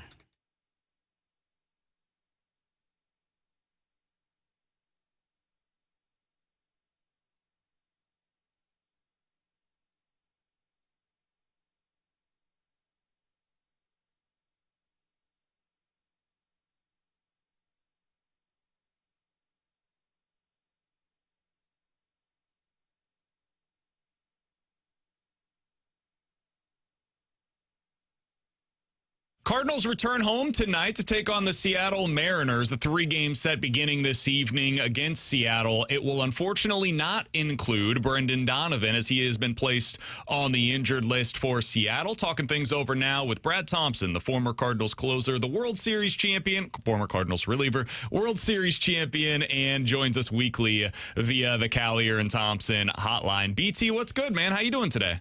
Man, I'm doing great, especially when you gave me the closer moniker. I figured you were referencing my first ever Major League debut where I got the 3-inning save. And everybody knew, like, look, we found our guy. We found our guy when we're up 11. This guy can give us 3. He can put the big S next to his name, probably put a cape on him. Yes, so thank you. Thank you for pumping me up. I love it. I still think Tony to this day talks about that, Brad. You talk about biggest regrets in your career is probably not, inserting me as the closer right away after that. But I guess, when you have a Cardinal Hall of Famer and Jason Isringhausen sitting there, I think he may have made a decent decision. You could have been just like him, BT. They just never gave you the chance. Yep, minus the talent and the chance. That's correct. Other than that, though, right? All right, Brad. This is a fun series. Cardinals versus the Seattle Mariners. And just as we all anticipated, the Cardinals are the team with a better record coming in. What are you most looking forward to? Whether it's the Seattle pitching against this lineup, Jordan Walker getting in the back into the lineup, seeing what the adjustments are there. Is there anything in particular that stands out to you heading into this weekend? I mean, the biggest thing to me really is the test. The test that they're going to face with the pitching that they have. They got George Kirby, who's putting up some good numbers. His strikeout rate is lower than it's ever been in his career, but it's still 20%, and his ground ball rate's through the roof. And then Brian Wu is one of my favorite to watch, and this dude just pumps heaters all the time. And then Emerson Hancock. Like, it is not going to get easy for the Cardinals. So, for me, when I'm just looking at that series, that is the number one thing that I'm looking at. But closely behind it, I don't know if I'm really I'm not sure I'm buying into the 11 and 15 Mariners. They're just struggling. I know they just dropped 2 or 3 over the weekend, but their big boys are getting hot right now. So, I mean, you look at the last series that they had, they got J-Rod, Raleigh, and Naylor went 18 for 36 in that series. They might be heating up at the right time. So, overall, just the test on both sides. The hitters are going to get tested big time. Can they continue with a good approach? Can they play some small ball when they need to? And then from a pitching standpoint, they've got some donkeys. I mean, they got some big boppers. Cal Raleigh, who hit 60 home runs a year ago, he's homered in 3 straight.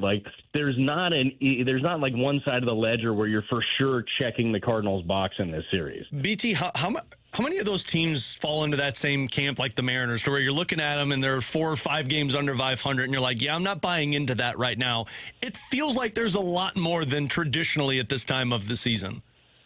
Yeah, it's tough to say. It really is right now. But more so, the Brewers, even though they're 2 games over 500, I feel like they're going to end up being just fine. Even though the Mets are in a tailspin, I still don't think that they're a team that should be 9 and 16. Same with the Phillies. The East is crazy right now when you're looking at those. So that's the thing to remember throughout our season is there are ebbs and flows. There are highs and lows. And didn't mean to rhyme, but damn, that sounded good.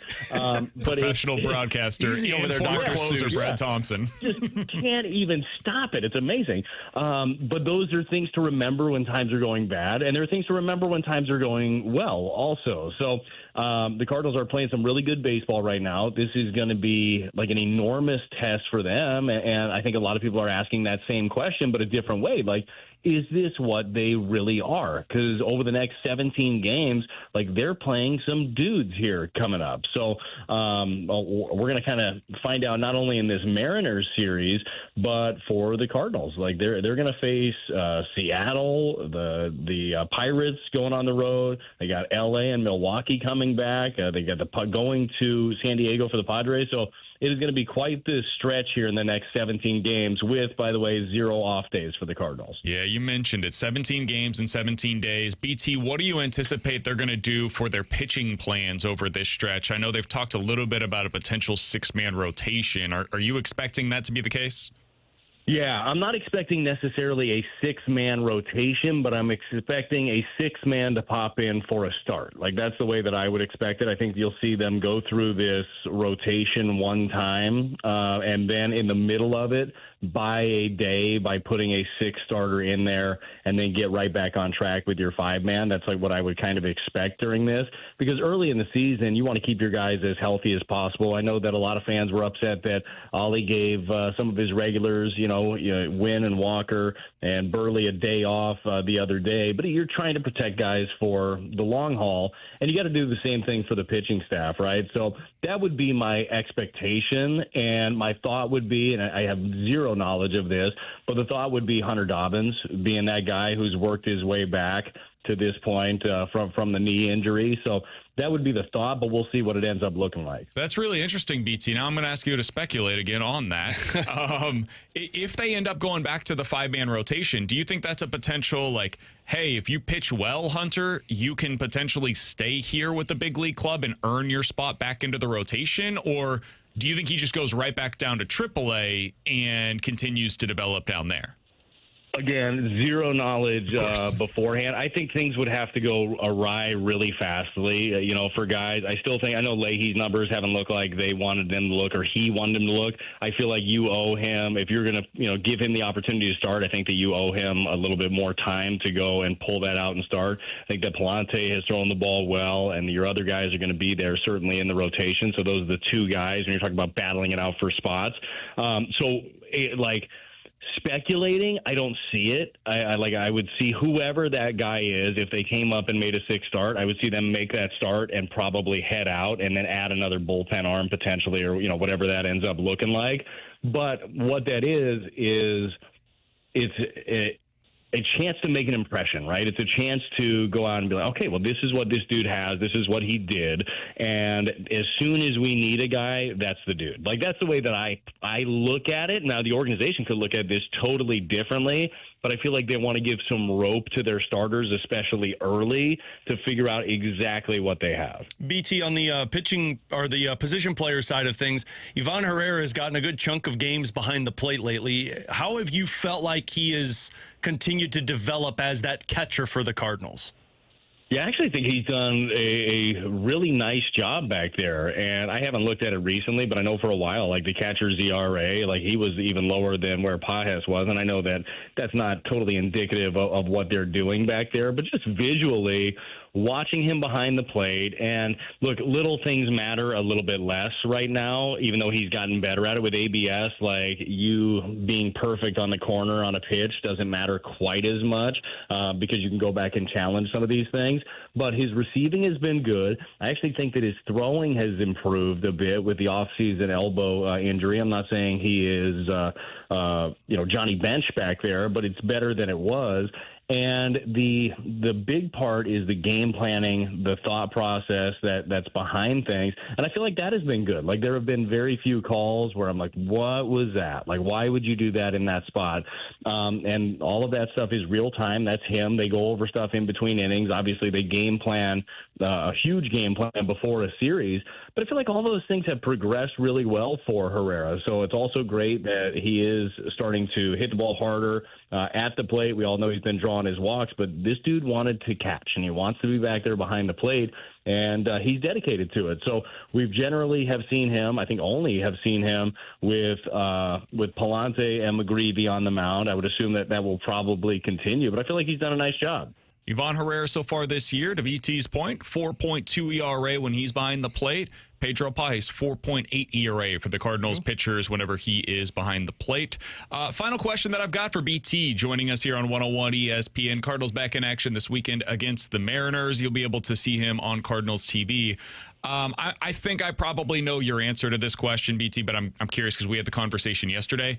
Would you have any interest in Taijuan Walker if he's willing to accept a complete veteran minimum deal to come in and give you some innings as a starter here?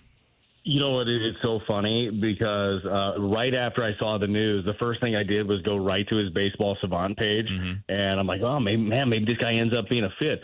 Boy, the numbers don't look so good. And like that, and when I'm talking about the numbers, it's just like the stuff right now just isn't there for Taijuan Walker. Now, who knows? Now, maybe the Cardinals look at it and be like, man, we can tweak a couple things. Like there's some things that just don't fit right there. And they are an organization, like especially with the injury to Fitz, they don't have too many guys other than Dobbins like knocking at the door, big league ready.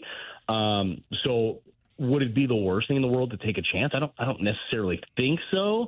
I guess the question would be at what cost. I mean, if you're really just adding a piece to this right now, and I just spent time talking about Leahy, and I believe that he should stay in this rotation and get a chance to earn it. If you were going to add a piece right now, I think you would put Leahy back into that role that is really missing in this bullpen right now of a late inning bridge guy that's got some good stuff that can give it to JoJo and can give it to O'Brien. But man, I don't know. I would lean towards no right now, but I would be very intrigued if they did. Which way have you guys leaned on that? I love it, BT. We both did. We both did. I thought for sure you were immediately going to shut him down and be like, hey, man, you owe it to Kyle Leahy to go through this experiment with him. That was the direction I thought you were going to go. And I did partially. You played the fence. You liked it. I think it makes a ton of sense. I personally, listen, man, I respect Kyle Leahy for trying this thing. I hope it works out. I just don't see him as really like a future starter for the Cardinals when this thing is back on track for them. So if he's a bullpen arm, I think that holds more value to the Cardinals and to Kyle Leahy potentially, and potentially even more value if you decide to trade him later on, because he is still getting up there a little bit in age compared to what you might expect given his experience. So I'll just throw him back to the bullpen. This would give you that fifth starter, and there is some upside here. Taijuan Walker, once upon a time, was worthy of a 4-year, $75 million deal from the Phillies. So if you're able to figure out that split finger pitch, he finds the feel for it again, hey, maybe you could trade him at the deadline and get some kind of a lottery ticket prospect in return. So I'd be in favor of it. No, look, your thought process is solid. Now, I will say that split finger worked a hell of a lot better when he was throwing 96, 97 instead of 91. Like it's a little bit different, right? But pitching is pitching, right? So if you're able to figure something out, able to tweak something, and again, you're kind of talking about the organizational depth. It could end up making sense. No, I like the thought process because, like I told you, I did the same thing as soon as I saw the news. You're thinking about the Cardinals pitching depth, so we'll see. We'll see who ends up pouncing on that. I totally agree. It's nothing but a big league, a veteran minimum deal that you would bring him in on. Yeah, intrigued. But I want to see what Leahy is able to do, and given like real runway as a starter. Now, I'm not fully disagreeing with what his like overall big league career will look like. Maybe he ends up being a late leverage reliever. Maybe ends up being a starter. I don't know yet, but I kind of want to see more. I totally get it. I think that's probably what the Cardinals would ultimately say about this as well. My guess is they won't do this, but it's an intriguing name that's out there on the free agent market, and the Cardinals at a minimum could go out there, sign him, give him an opportunity as one of those starters for a little bit. And if it doesn't work out, whatever, it's $1 million. Easy for me to say. BT, appreciate the time as always, man. Enjoy the games this weekend. We'll talk with you again next week. All right, sounds good, guys. Enjoy your weekend. I'll talk to you then. Thanks, Same BT. To you. That's BT. Appreciate his time as always, joining us here on BK, and Ferrario does so via the Kiley and Thompson hotline. T-Bone, have you adjusted your stance on this at all, or are you still firmly on the not interested? I was ready to celebrate if BT was going to shoot it down immediately. Dude, I thought for sure he was about to be like, no, what are you talking about? That guy stinks. The Cardinals have their starters. Yeah, I see what his Baseball Savant page is, which is what BT mentioned there, and I go, nah. we've already kind of got that, and I'll just stick with the experiment they wanted to try with Leahy. Were you guys surprised to hear him say he thinks, and he said, hey, this is speculation, but his anticipation is they'll just do like a spot start for Hunter Dobbins instead of going to a full 6-man rotation. Did that surprise you guys at all? I wasn't surprised because I didn't even think about it, but when he said that, I think that's what they did with McGreevy last year. Now, you can make the argument of, well, why would you not want to see what Dobbins can do over Kyle Leahy, which I think is fair. But I think the way they are looking at this is we're not going to do a 6-man because, one, I don't know that we could survive with a 6-man. They did it with Matz last year, though. Matz was the one that bumped into the rotation. But that was the change. I thought he only did it once. Like, I think he spot started and then immediately came back out. I thought he only did it. He had 3 starts in the first 6 weeks last year. I thought he did it like 2 times, and then they were like, no, this isn't working, and then they just put him back in. I actually think it makes sense because if you're going to do the spot start, then you only are down a bullpen arm for a game, potentially, when you make that move, because he can start, you can send him right back down, and then you can replenish the bullpen again. They gave him 2 starts in that stretch of games, and then he also came out of the bullpen. So I think that was a scenario. I'd have to look back for sure, but I think Matt's got 2 starts, and that McGreevy might have had 1 as well. So I think they went to the full 6-man, but they did so in a different way than what they're capable of doing this year. Correct me if I'm wrong. I don't think they have anybody that would be able to start a game coming out of the bullpen this year, right? No one's built up to do it. It would have to be a true bullpen game compared to where Matt's, to your point, could go like 4 or 5. Yeah, I remember that correct. So it was Matt started 1 game or 2 games, and then Michael McGreevy started the 3rd game as a spot starter as well. So they had 3 starts in that stretch of games where they went to a quote-unquote 6-man rotation, but they did so with 2 different guys. I don't think there is another guy in this scenario other than Hunter Dobbins. So I'll be curious to see how they go about this. It makes sense to do it that way because then you could literally call him up day of, send him down the next day, and you don't have to worry about frying your bullpen. So I understand the thought process behind it. I just kind of assumed they would go to a full 6-man rotation. Yeah, I did too originally because I thought that's what they wanted to do, right? And they wanted to make it a competition, right? I mean, that's kind of been the thing they seem to talk about a lot and then never follow through on it. But I thought that's what they were going to do. They're going to bring him up. You have Palante, who's been fine, Leahy, who's been disappointing. So you bring up Dobbins, you go, all right, you 3 are competing, go through a turn or 2 through the 6-man rotation. Loser gets to go right back to that great Memphis barbecue while the winners get to stay here at the big league club. You know what they could do? Sign Taijuan Walker. Sign Taijuan Walker after the Hunter Dobbins start, and then just add him to the rotation, and he becomes your Steven Matz in this scenario. And then if he's good, Leahy goes to the bullpen. If he's bad, cut ties. Would you be okay with that, T-Bone? I just don't want Taijuan Walker, so no, I would not do it. But if they did it, would you understand the thought process behind it? I would get it because of their pitching depth being thinner with the Fitz injury, so I would get it. I would still say you shouldn't do it. Coming up in 15 minutes, what does it mean when a team goes on a second-half run like the Blues did this past year? Matthew DeFranks of the St. Louis Post-Dispatch did some research into exactly that, and I got to tell you, I was pretty surprised by the results. We'll get into that coming up here in about 15 minutes. The Junk Drawer is next here on 101 ESPN.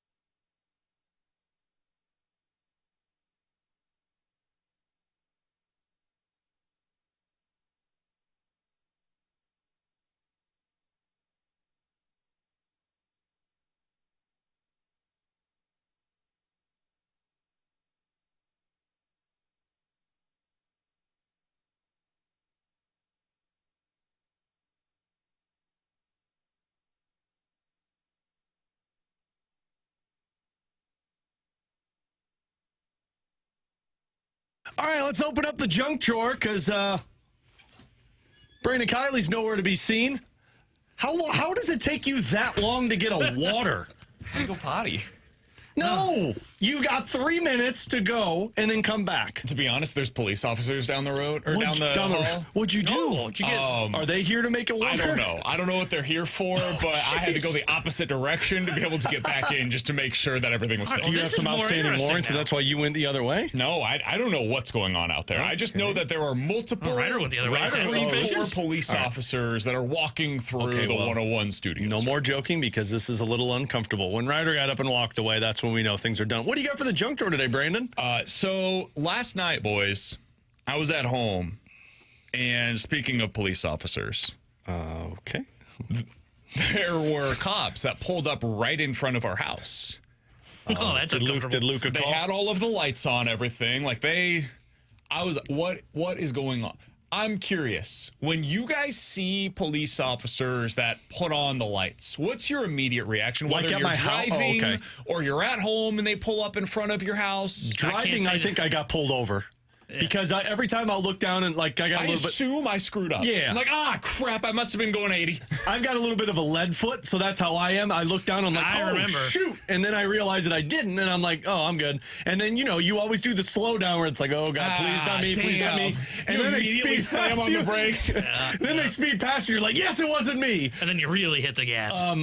They come to my house.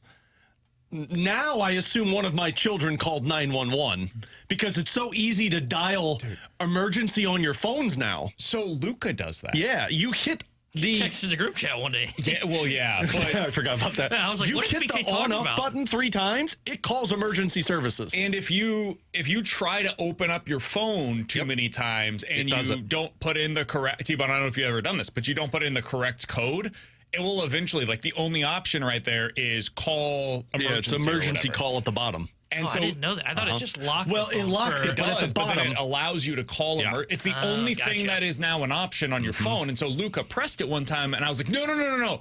So that'll call the police. We don't want to call the police. And so now any time that he locks one of our phones, which happens more frequently, probably, Alex, you are familiar with it's happened this. at least twice to where Katie's had to get on the phone and call and say, sorry, my daughter called, and you just feel awful at that time because you're wasting somebody's time. Luca now sees it, and he's like, oh, no, I don't want to call the police. Good.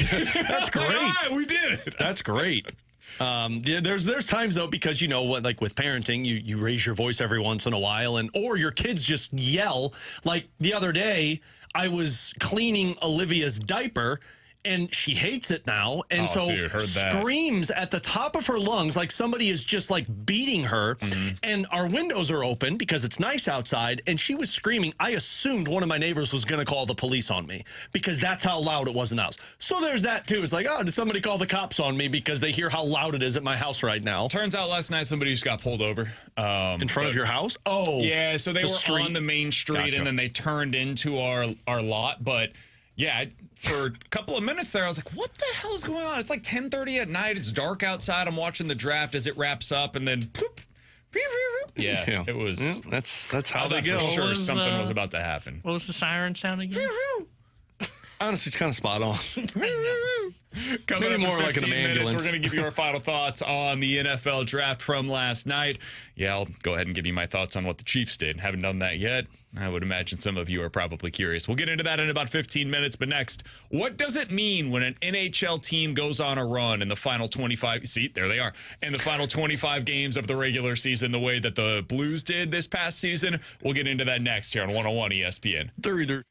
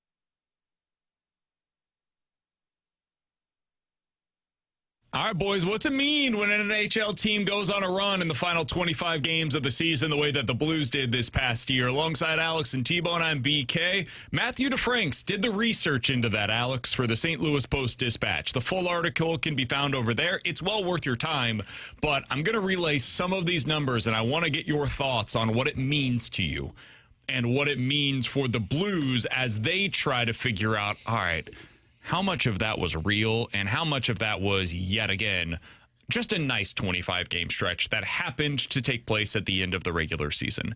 So here's the research from Matthew DeFranks. In the NHL's modern era, which goes back to 1943, there have been 21 teams that missed the playoffs despite winning at least 15 of their last 25 games. So in other words, they were so far back of a playoff spot that they could win 15 out of 25 to close out the year, and it wasn't enough. They went on a really nice stretch and still missed out on the postseason. That's exactly what the Blues did this past season. So, out of those 21 teams, 11 missed the playoffs the following year, so more than half of them. 14 of those 21 teams missed the playoffs in the second year, and 11 of them missed again in the third season. So the majority of those teams that had the strong finish missed the playoffs the next year, the year after that, and the year following. 5 teams out of those 21 missed the playoffs in each of the next 3 seasons. So a quarter of them, Alex. Only 10 of those teams went on to win at least one playoff series in the next, not 1 year, 3 seasons. So the history of these teams is not exactly littered with groups that go on to have a ton of success in the following few years. That is the research from Matthew DeFranks over in the St. Louis Post-Dispatch. Now, that's the information. What do you take away from it, Alex, if anything? Honestly, nothing. And maybe that's homer of me. I'm sure people are going to say that on the text line. But, I mean, first of all, the numbers are wild to think about that. But, like, I'd be curious what the, like, individual teams were. How many of those teams were just so deep into a rebuild and all of a sudden they went for a hot stretch and then they fell off versus kind of where the Blues are at, where they're stuck in between. Or they're in a rebuild and won't admit it yet? Maybe, if you want to look at it that way, or maybe they have pieces that don't perform. I mean, that's the part that I guess I would take away from it is how bad were those individual pieces on those teams. One of those teams would be the 2009-2010 Blues. They went 15-9-1 to finish out the year, and over the next 3 seasons, they missed the playoffs, lost in the second round, lost in the first round. So that was the 09-10 St. Louis Blues. So were last year's Blues in this conversation too? Because they won 18. Playoffs. Oh, so they made the playoffs. So it wasn't versus missed the playoffs. So that's where it kind of throws the wrench into it, too, to where they made the playoffs last year.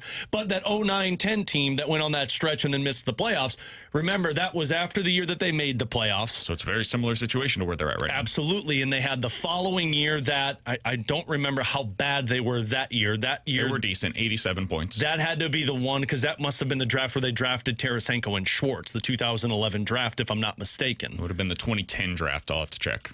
No, the following year, 2010-2011 season. Oh, yeah. So that would have been the 2011 draft. That would have been Tarasenko and Schwartz. And then they opened it up. Now, this goes to the point where Doug Armstrong had said on Saturday, like, he said it on the podcast, he credits a lot to changing the franchise was when Ken Hitchcock walked through the door. He said the moment Ken Hitchcock walked in that season was when it really kind of set this team in motion and went on their stretch run where they got there. So I'm saying all of this to say I don't think it matters much to me because they may miss the playoffs next year. They may make the playoffs next year. I think that's who they are going into next season. Just like this year, hopefully not where they're going to need an incredible run down the stretch, but maybe consistently above 500 and you miss the playoffs by 4 or 6 points. I don't think they're in their contending window yet. I don't think they're going to get to that contending window where people want to see a Stanley Cup for at least 2 more years. That's where you have to just come to reality of, yeah, they may miss the playoffs next year. I don't think they're going to be a top 10 pick next year. I think you're probably floating around one of those last teams to get into the wild card spot. Yeah, this tells me that the 25-game stretch meant nothing. These teams that are in this spot, 50% of them make the playoffs, 50% of them miss. You have no idea. How could I possibly know which one the Blues are going to fit into next year? I don't. Like, I don't know what the expectations should be heading into the 2026 campaign for the Blues. A lot of that will be influenced by what they do this offseason. If they trade Kyrou for future players, I don't think the team's going to get better by doing that. If they decide to move on from Jordan Binnington or Colton Parayko, I think it's probably worse because of those moves as well.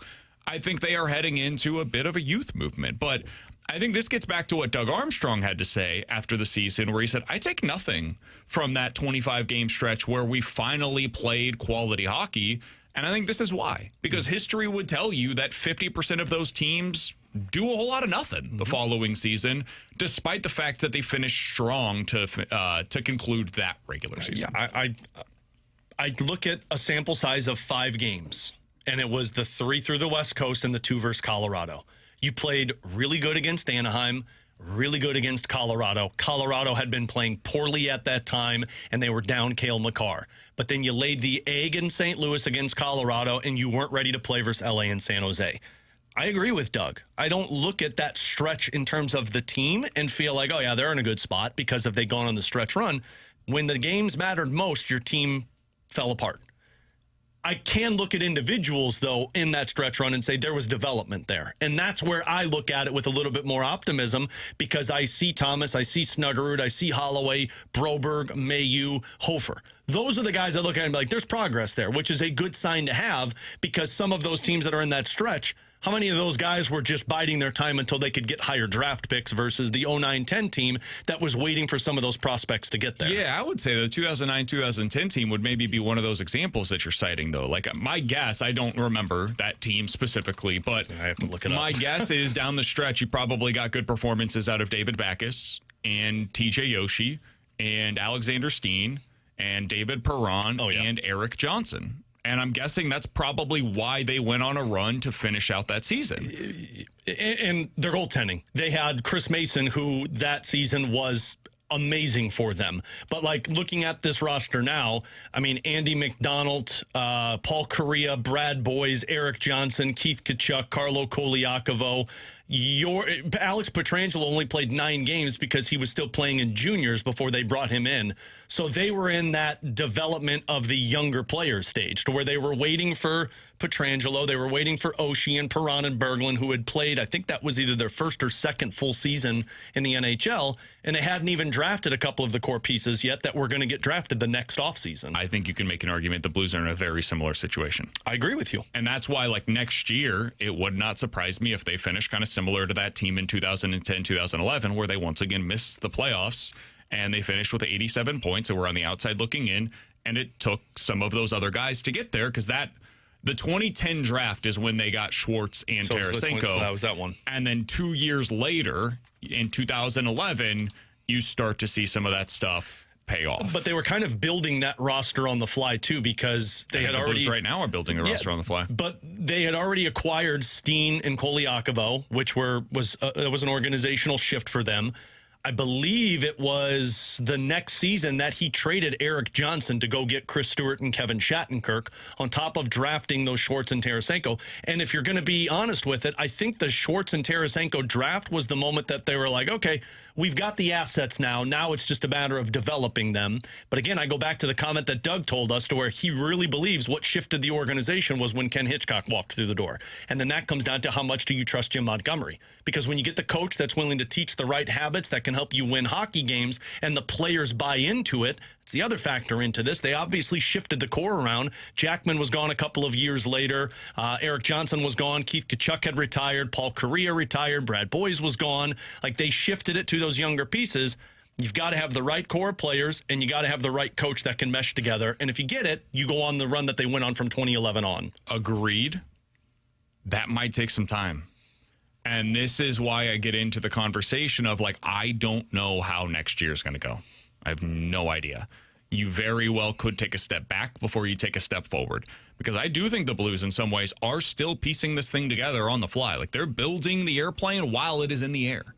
And I don't know who that future looks like. I don't know who your Vladimir Tarasenko is in this scenario. I don't know who your Jaden Schwartz is in this scenario. Maybe they're drafting them this season. I think they have those pieces now. Like, I think Snuggerud is your Vladimir Tarasenko. I think Holloway is your Jaden Schwartz. What they were searching for the longest time was their Robert Thomas. What if they're your TJ Oshie or your Alexander Steen or like some of these other guys that were already on the roster, and you're still looking for the next wave of players that can be supplementary talents to them? There could just be difference of opinions on this, because I think what Snuggerud and Holloway are those top-line players that Schwartz and Tarasenko have become. Oshie should have been it. They decided to move on from it because it just wasn't working at that time. I think Oshie might be your Kyrou. I think Buchnevich might be your Berglund. I think those are pieces that were there, and those core pieces never lived up to what they needed, and so they had to continue to make the organization shifts. They had to go out there, and they had to move on from them to bring in the right pieces that can get there. What I'm saying, too, is the roster may not be in place, but they already have the piece that team was searching for at the time. They didn't believe in Davis Payne. When Ken Hitchcock became available, he said, that's the guy. I think you're just placing more value in the coach, and I'm looking more at the similarities in the roster. Like, I think the reason let me ask it this way. But, I mean, look at the roster in 2011, 2012 when Hitch came in. It's not that different. It's a couple of years of experience for Oshie and Berglund and Perron. I think that's a really big deal. It's having Alex Pietrangelo. They made the trade for Kevin Shattenkirk, where they brought in another defenseman, where that's two guys that they could trust at that time. And they had a couple of veteran presence with Langen, Werner, and Arnott around.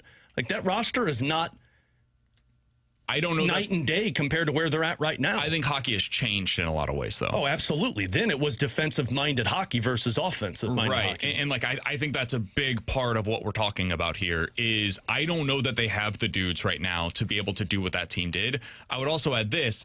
If Ken Hitchcock had been the coach 2 or 3 years prior, I don't know that the results would have been all that different than what they were.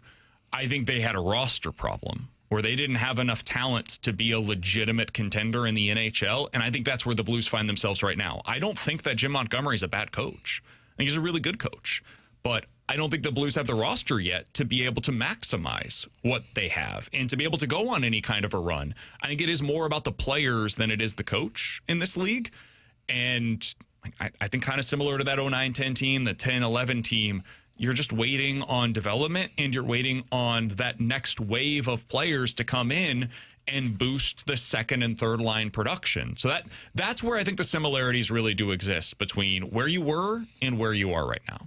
Yeah. I do think it really comes down to the development of the guys, because I think you have those pieces there. It's just if they don't develop the right way, then they do become your Oshie and Berglund, and then you're really stuck. Coming up in about 15 minutes, we'll get into a game of One's Gotta Go. You give us 4 different options. We'll tell you which one's got to go here on BK and Ferrario. But next, time for some NFL quick hitters, including, yes, I will give you my thoughts on the Chiefs trading up to the number 6 overall selection to take one of the only cornerbacks that went off the board yesterday in the first round of the NFL draft. NFL quick hitters next here on 101 ESPN.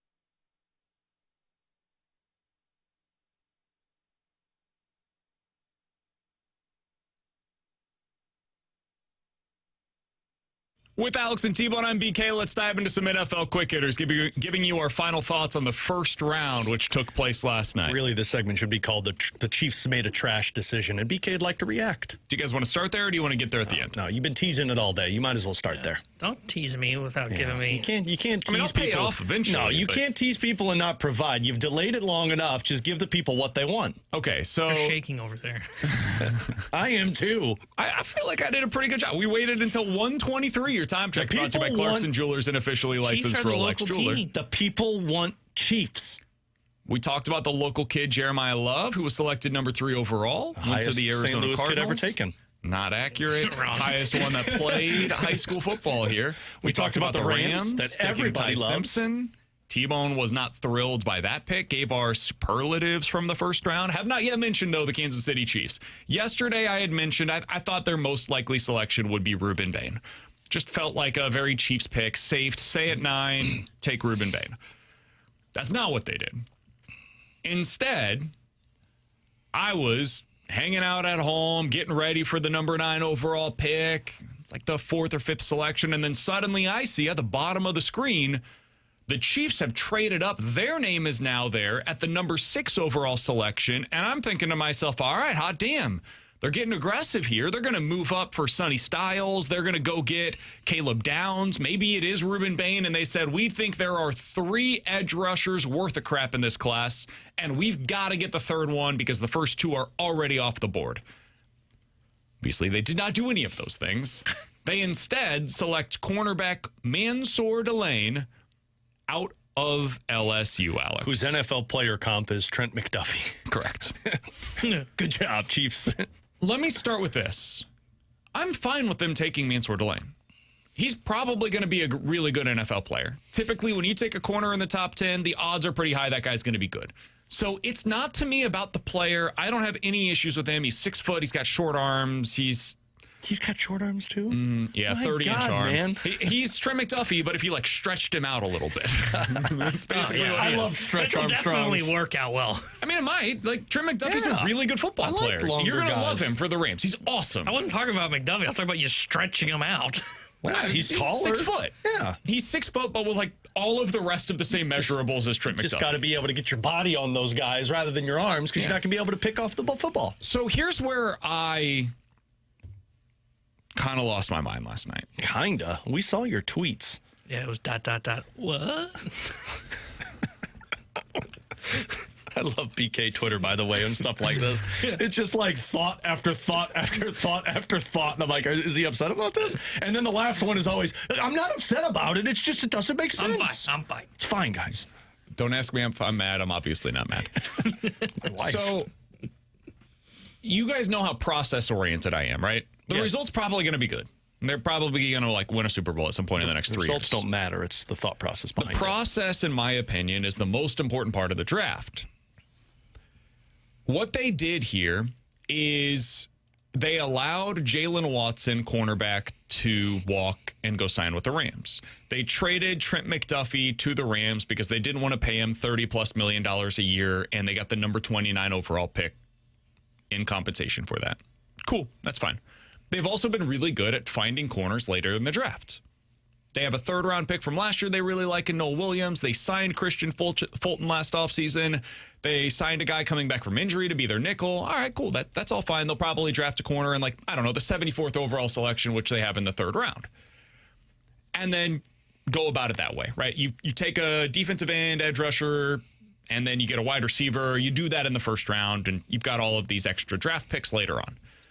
What I did not like about the way that they went about this, Alex, they traded the 74th overall selection and a borderline top 100 selection to move up from number 9 overall to go take a cornerback when they're really good at finding those guys with the 74th overall selection. So it was giving up those extra assets in a draft that everybody seems to agree is really deep but not very good at the top, in order to move up to take a player closer to the top of the draft. That's what I did not like. I thought it would have been better in this specific draft to move down than to move up. You could have stayed at 9 overall and selected Caleb Downs or Reuben Bain or one of the other offensive linemen or a wide receiver like Mekhi Lemon, for example. And instead, you gave up a top 75 overall selection to go select a corner in a draft where only, I think, 2 corners win in the first round. So at 40 overall, which is where they select today, they could still get a pretty damn good cornerback, but they just felt so much in their bones that they had to get a stud at that position when they can't rush the passer to save their life that they needed to move up. So that's why I really disliked the move. It was about trading 74. I'm in agreement with you. It was very odd to me when I saw them trade up. I assumed they were taking a wide receiver. And I'm assuming they have a lot more knowledge than what I do, because you trade up because you know somebody is going to take Mansour Delane before it gets to you at number 9. Yeah, apparently that's how they felt. I guess the question is, who was taking him? They said the Saints was the team they thought was going to take him. Which is interesting because there's been no buzz. Well, and they took a wide receiver too, which tells you they were thinking that. Now, maybe he was the secondary piece to them. There was also almost no buzz about the Washington Commanders taking Sonny Styles. There was almost no buzz about the Giants taking Francis Mauianoa at 10. There was no buzz about the Rams taking Ty Simpson at 13. So I never know how much, or the Titans to take Carnell Tate. So sure, nobody thought the Saints were going to do that. They probably do. And then in this one scenario, this one quote-unquote mock draft, this is the only one that actually matters. And this was the part for me, because it's like everything that I saw leading up to it, people wrote, it's like Mansour Delane and Caleb Downs, pretty equivalent in terms of their... Different positions, though. No, but I'm saying in terms of their ceilings, pretty equivalent. And Maybe. So...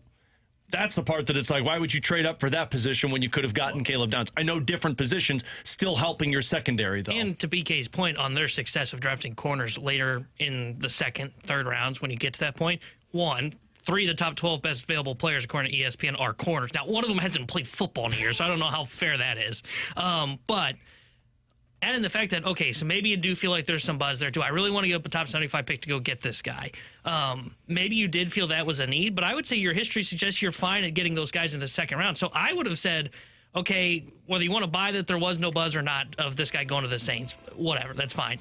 I would have said, okay, let's just stay put, right? Let's see if he drops to us. And if he doesn't, we can either then trade out, or we can try and just select someone else that we really like. Like, for example, Mekhi Lemon would have been available there if you wanted to go wide receiver. And then you can just bank on, with our second, third round picks, top 75 selections, we can go find those corners that we seem to be so good at doing. The other thing here is, I guess it's them telling us, and we'll see what happens at 40 overall today where they select. I think they're telling us with their actions, not their words, that they're not worried about wide receiver. They think their offense is going to be fine this year with Rashee Rice potentially on the field. We'll see. For the full season, Xavier Worthy coming back from an injury that I think probably affected him more than they were leading on last year with the ankle, not the shoulder, but the ankle issue that he'd been dealing with for most of the season. So they think with Thornton, Xavier Worthy, and Rashee Rice, their receivers are fine. Their offense will change because they added in Kenneth Walker this offseason. And what they really need is more opportunities with the football and getting Mansour Delane, adding in Peter Woods, and probably a defensive end at 40 overall. That's going to be enough to give the offense the ball more often, and they can get off the field this year on third down. I'm guessing that's what they're telling us based upon their actions. There's also still an opportunity to go out in free agency and add like a Jawan Jennings. There's not really the equivalent to that at the defensive end position or at cornerback. So maybe that's what it is. I don't know. But I didn't love giving up the 74th overall selection, because now you go into today and day 2 where you're going to get potentially a starter or two, and you have one selection in the second round, nothing in the third round. That's it. That's the end of your top 75 overall picks. Really the end of basically your top 100 selections in this year's class. And you haven't added a defensive end. You haven't added a wide receiver yet. So you're going to end up going into the season light at one of those two positions, unless you can change that with free agency. So that's my big hesitation here. I also don't have the full picture. Maybe they see something that I do not, and I'm open to the idea that I'm dead ass wrong, which happens a lot here on BK and Ferrario. Credit, man. What do you want to see him do today? Take Zion Young, Gabe Bacchus, or TJ Parker, one of those edge rushers. I'm kind of with you. If you've got Rice, and assuming he's on the field, I think you're probably fine there. I think so. It's light, yeah, because it's kind of top heavy, but I think you're fine. And Mahomes can make those guys even better. I'm kind of with you. I would be shooting for an edge rusher if I was the Chiefs. I think we could see a few Mizzou Tigers. Mizzou Tigers go off the. I don't know why I said it that way. Go off the board today. Both ways. Mizzou Tigers. Mizzou Tigers. I think we could see a few Tigers go off the board today. Okay. Gabe August, I think, is probably going to go somewhere today. That's probably the only one we got going today. So yeah, it should be a fun second and third round. I won't see any of it. I'll be at the Cardinals game. But Alex, I'm sure you'll be watching. Nope. Playoff games tonight. Playoff hockey. There you go. They're lucky they got me last night because there were some pretty good games apparently. But I stuck with the draft. Did you guys enjoy the draft last night? Did it meet your I felt needs? like the time clock was just too short. Go to hell. It's trash, I couldn't hear more of the players give answers that didn't mean anything to the draft. It exceeded my expectations, but to be fair, I had super low expectations, as you know, on air. It ended up living up to the hype, and I think it was just because there were so many surprises. It's a Trades, surprises. I thought it was a great first round. Yeah, I thought it was Some entertaining. surprises that made me want to pull my hair out. But at least they're surprises, which is all you can ask for. So, yeah, I enjoyed it. I thought it was a hell of a lot of fun. Also, I enjoyed it being quicker than it has been in years past. Yeah, I did. I know you didn't, but... Coming up next, 314-399-9646. That is the Air Covered Service text line. You give us 4 different options. We'll tell you which one's got to go here on BK and Ferrario.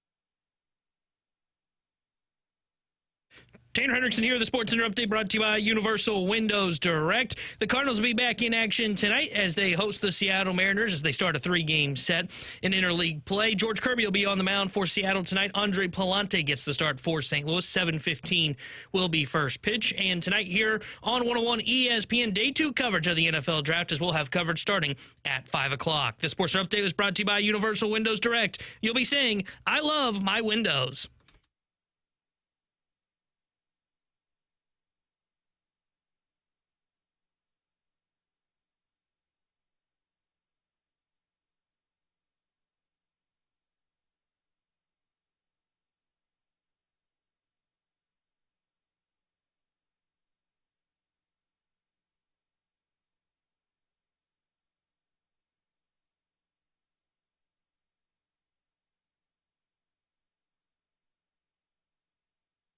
Alongside Alex and T-Bone on BK, you give us 4 options. We'll tell you which one's got to go. It's a game we like to call One's Got to Go here on BK and Ferrario. Creative name. I like it.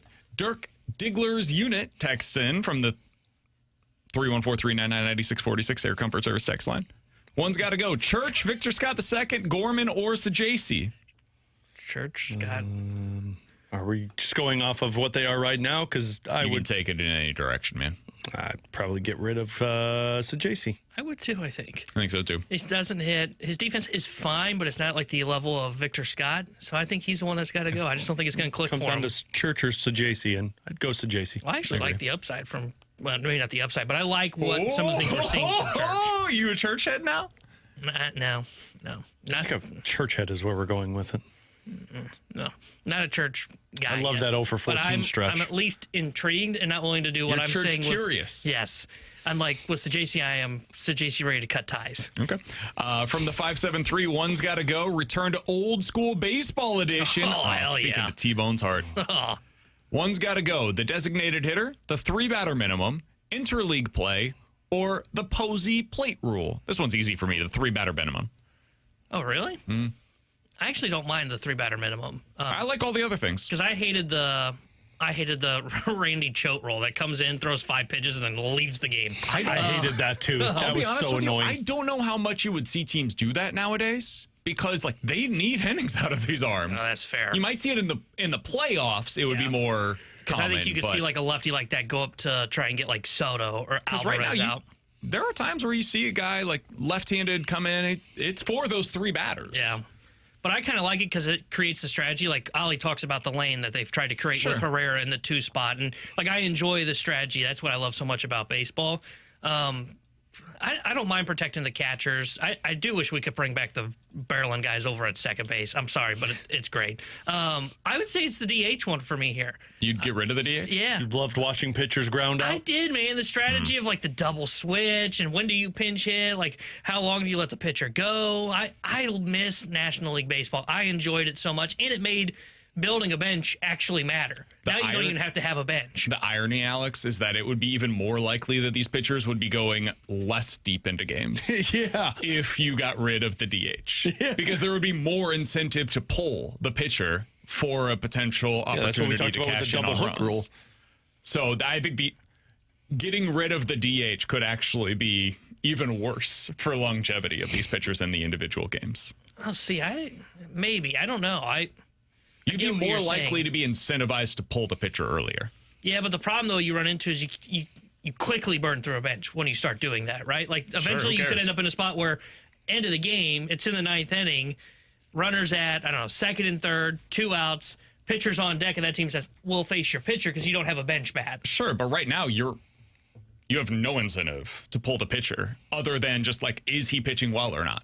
So you're entirely making your decision based upon whether or not you think that guy gives you the best chance to win.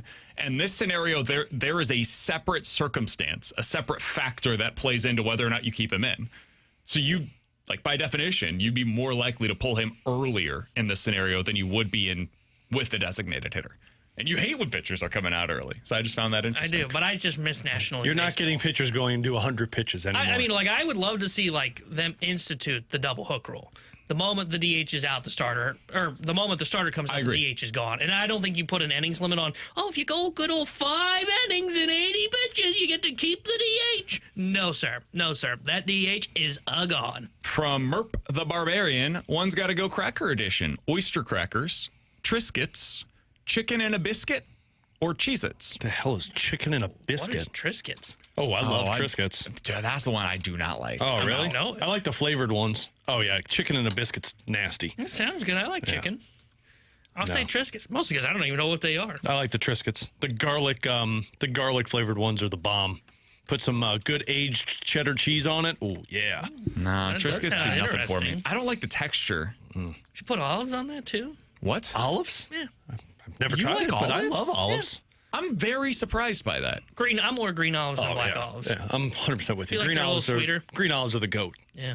I started recently just putting them on like sandwiches or like in a salad. Chop I'm them in up. on olive. Dude, chop them up in a salad. Yeah, I've been You got to chop them up though, like get them real tiny pieces, and then just get in every I bite. where they are pretty small already. Well, but yeah, if you put like a handful of them in one of those choppers and just chop them up into real tiny bits, get it every bite of the salad. It's so good. Boy, I can't tell you how much I dislike olives. It's like one of my That is least shocking favorite to me. foods. And I'm disowned by my Guy that family likes occasionally. pineapple on pizza. Yeah, you can't But be an not olives Italian on and pizza? dislike olives. Oh, I just don't like olives in general. I know. I'm genuinely shocked by that. Yeah. I don't know how. Me some I'm olives. confused. How does olives I just think have you're to do screwed with up pineapples? with. I just think you're screwed up for putting pineapple on pizza. Yeah, no, I mean No, he's that's not totally he's fine. Not I wrong. just That's- think they're completely I just like when I think of pizza. I think One is, like, olives fits. sweet. I just think olives fit so much better on a pizza than a no, pineapple. I see where he's coming with it. Yeah, Yeah, any person that puts pineapple over other toppings is a psychopath. But if you're Italian and you don't want olives versus pineapple on your pizza, yeah, you're in a company of your own. Don't worry about how I got there. Yeah, I see where he's going. I still don't, but I respect it. It's weird though. I won't do green olives on pizza. I do black olives on pizza. Oh, green yeah, olives totally everywhere different. else. I don't think anybody does green olives on pizza. Oh yeah, people do green olives on You pizza. do green olives on Oh pizza? yeah, I think they're better than black I've been olives. to. I had the couple that owns Montebello's Pizzeria. I've had them sway me on doing green olives on pizza before, and I was like, I'll give it a shot, and it was good. I just like the black olives better on pizza. That sounds awful. All of it sounds terrible. Well, to me. you're awful. Coming up next, the Rewind here on 101 ESPN.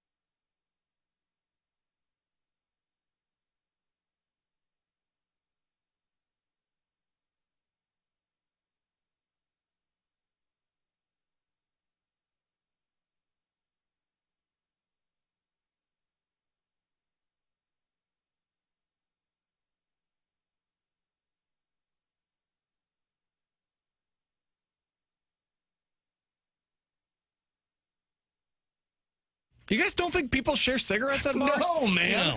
I don't know They go why. out to the bar, they're going outside, they bum a cigarette off of a friend? Yeah, that's not the same as like smoking Pass it it and then around? handing it to their buddy to smoke the same one. Okay, well. I don't know what's with Tomato, you and tomato. like putting your mouth on other things that people put their mouths on, man. What's this? What's this fascination? I am clipping that for an end of the year montage. What's this fascination that you've got these days, man? First of all, You wanted time to out. cuddle to Relax. stay warm Time today? out. What's the fascination? Well, we can't really have this conversation. Why not, man? Sounds like there's some deep-rooted problems that we should talk You're about. the one who laid out this carpet You told for me him, man. yesterday that the picture of Vrabel with Rossini, he was just talking real close to her. I do that all the time. There are certain things that I think you do. What's your fascination with other people's mouths? That's my question. There are certain things that I think are like socially things that you do with others. Like putting your mouth on a cigarette and then handing it to your buddy so he can smoke the same one. Sure, I enjoy Swapping spit the with your communal buddies. aspect of like sharing a cigar or going out to a bar and sharing drinks with one another, right? Or You share drinks now too? sharing food at a table, family style. Like I find that stuff to Hold be on, really no, fun. hold on. Sharing food is very different than putting your mouth on a cigarette and then handing it to somebody to put their mouth on the same cigarette. I think. Listen, That's very different. 314 said that's called a joint, fellas. Yeah, I think there are a lot of people that will pass it around. Like I think that's what a lot of people do. Different than a cigarette. A little bit, maybe. Unless you're sharing food with the same fork that you ate food off of. You know, and Then I but question like- going out with buddies. I don't want to hang out with you. Yeah, this is why I left that No, bachelor party early. We joke about hanging out with each other. Yeah, I'm good. You know, we I don't have left to that joke. bachelor party apparently I'm before out. the weird stuff happened. I'm glad I didn't get the invite. I'm glad my wife told me to get back to the room, and I'm like, good, because this thing's gonna get weird quick. From the 314, BK, don't let them hate on you. Me and my buddies do the exact same thing. You don't. You are normal. You don't.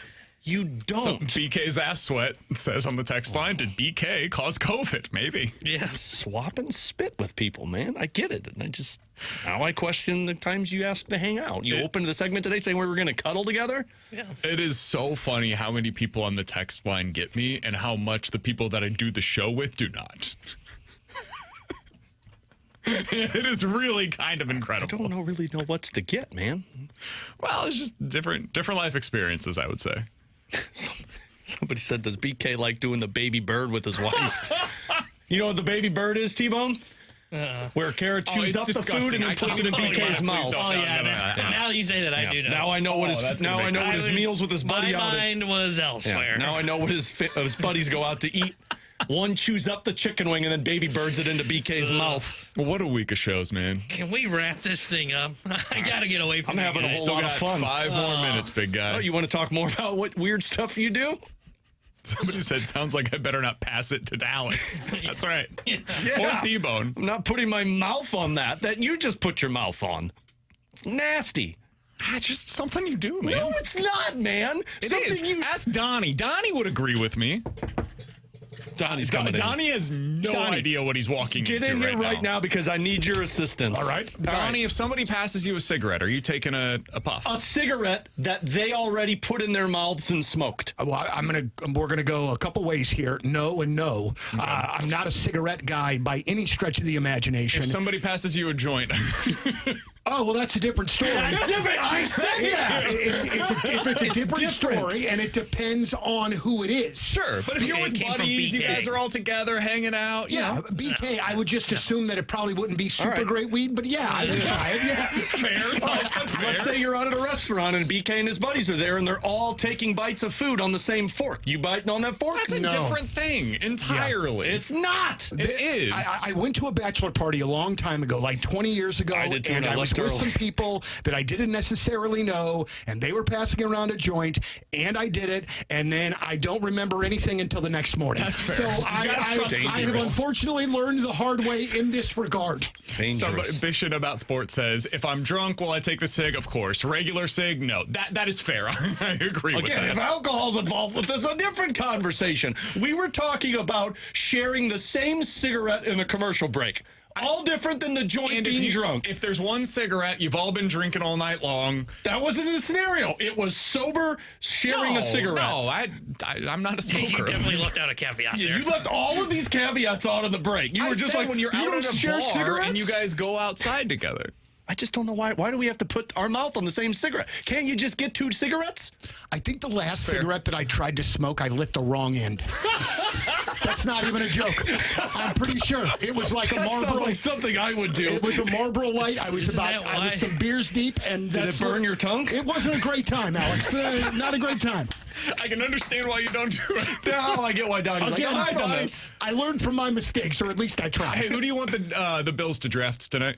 A player that can help them on the field. I mean, man. So not Ty Simpson? Not a kicker? You want another big wide receiver who can't separate? Because that seems possible. It definitely seems possible, but I feel like they're trading down to get probably like a line. I really think it's going to be like a linebacker or an edge guy is kind of what I think. I don't think that they're going to do the wide receiver. Brandon Beane's kind of already talking about how the trade was essentially like them drafting the receiver in the first round this year, I think. All right, Donnie. Appreciate you, man. Thanks, buddy. It's Donnie Fandango. Check him out on, I don't know, every everywhere, man. single radio station that we have. He's the GOAT. He's fantastic. All right, Alex, this weekend, the Cardinals are back in action. T-Bone and I will both be in attendance tonight for Cardinals versus the Mariners. We're on opposite ends of the field. Road thunderstorm happening in the 3rd inning. I truly don't know what this means for the result because it can go in any different direction, but it will be weird. There is a 100% chance that tonight's game is weird. I have no idea what it means. Electricity will go out at Busch Stadium at some point, and they'll have to shut it down like it did at the Marlins game. That's in play. Yeah, that's how this goes. How you feeling going into this series against the Mariners?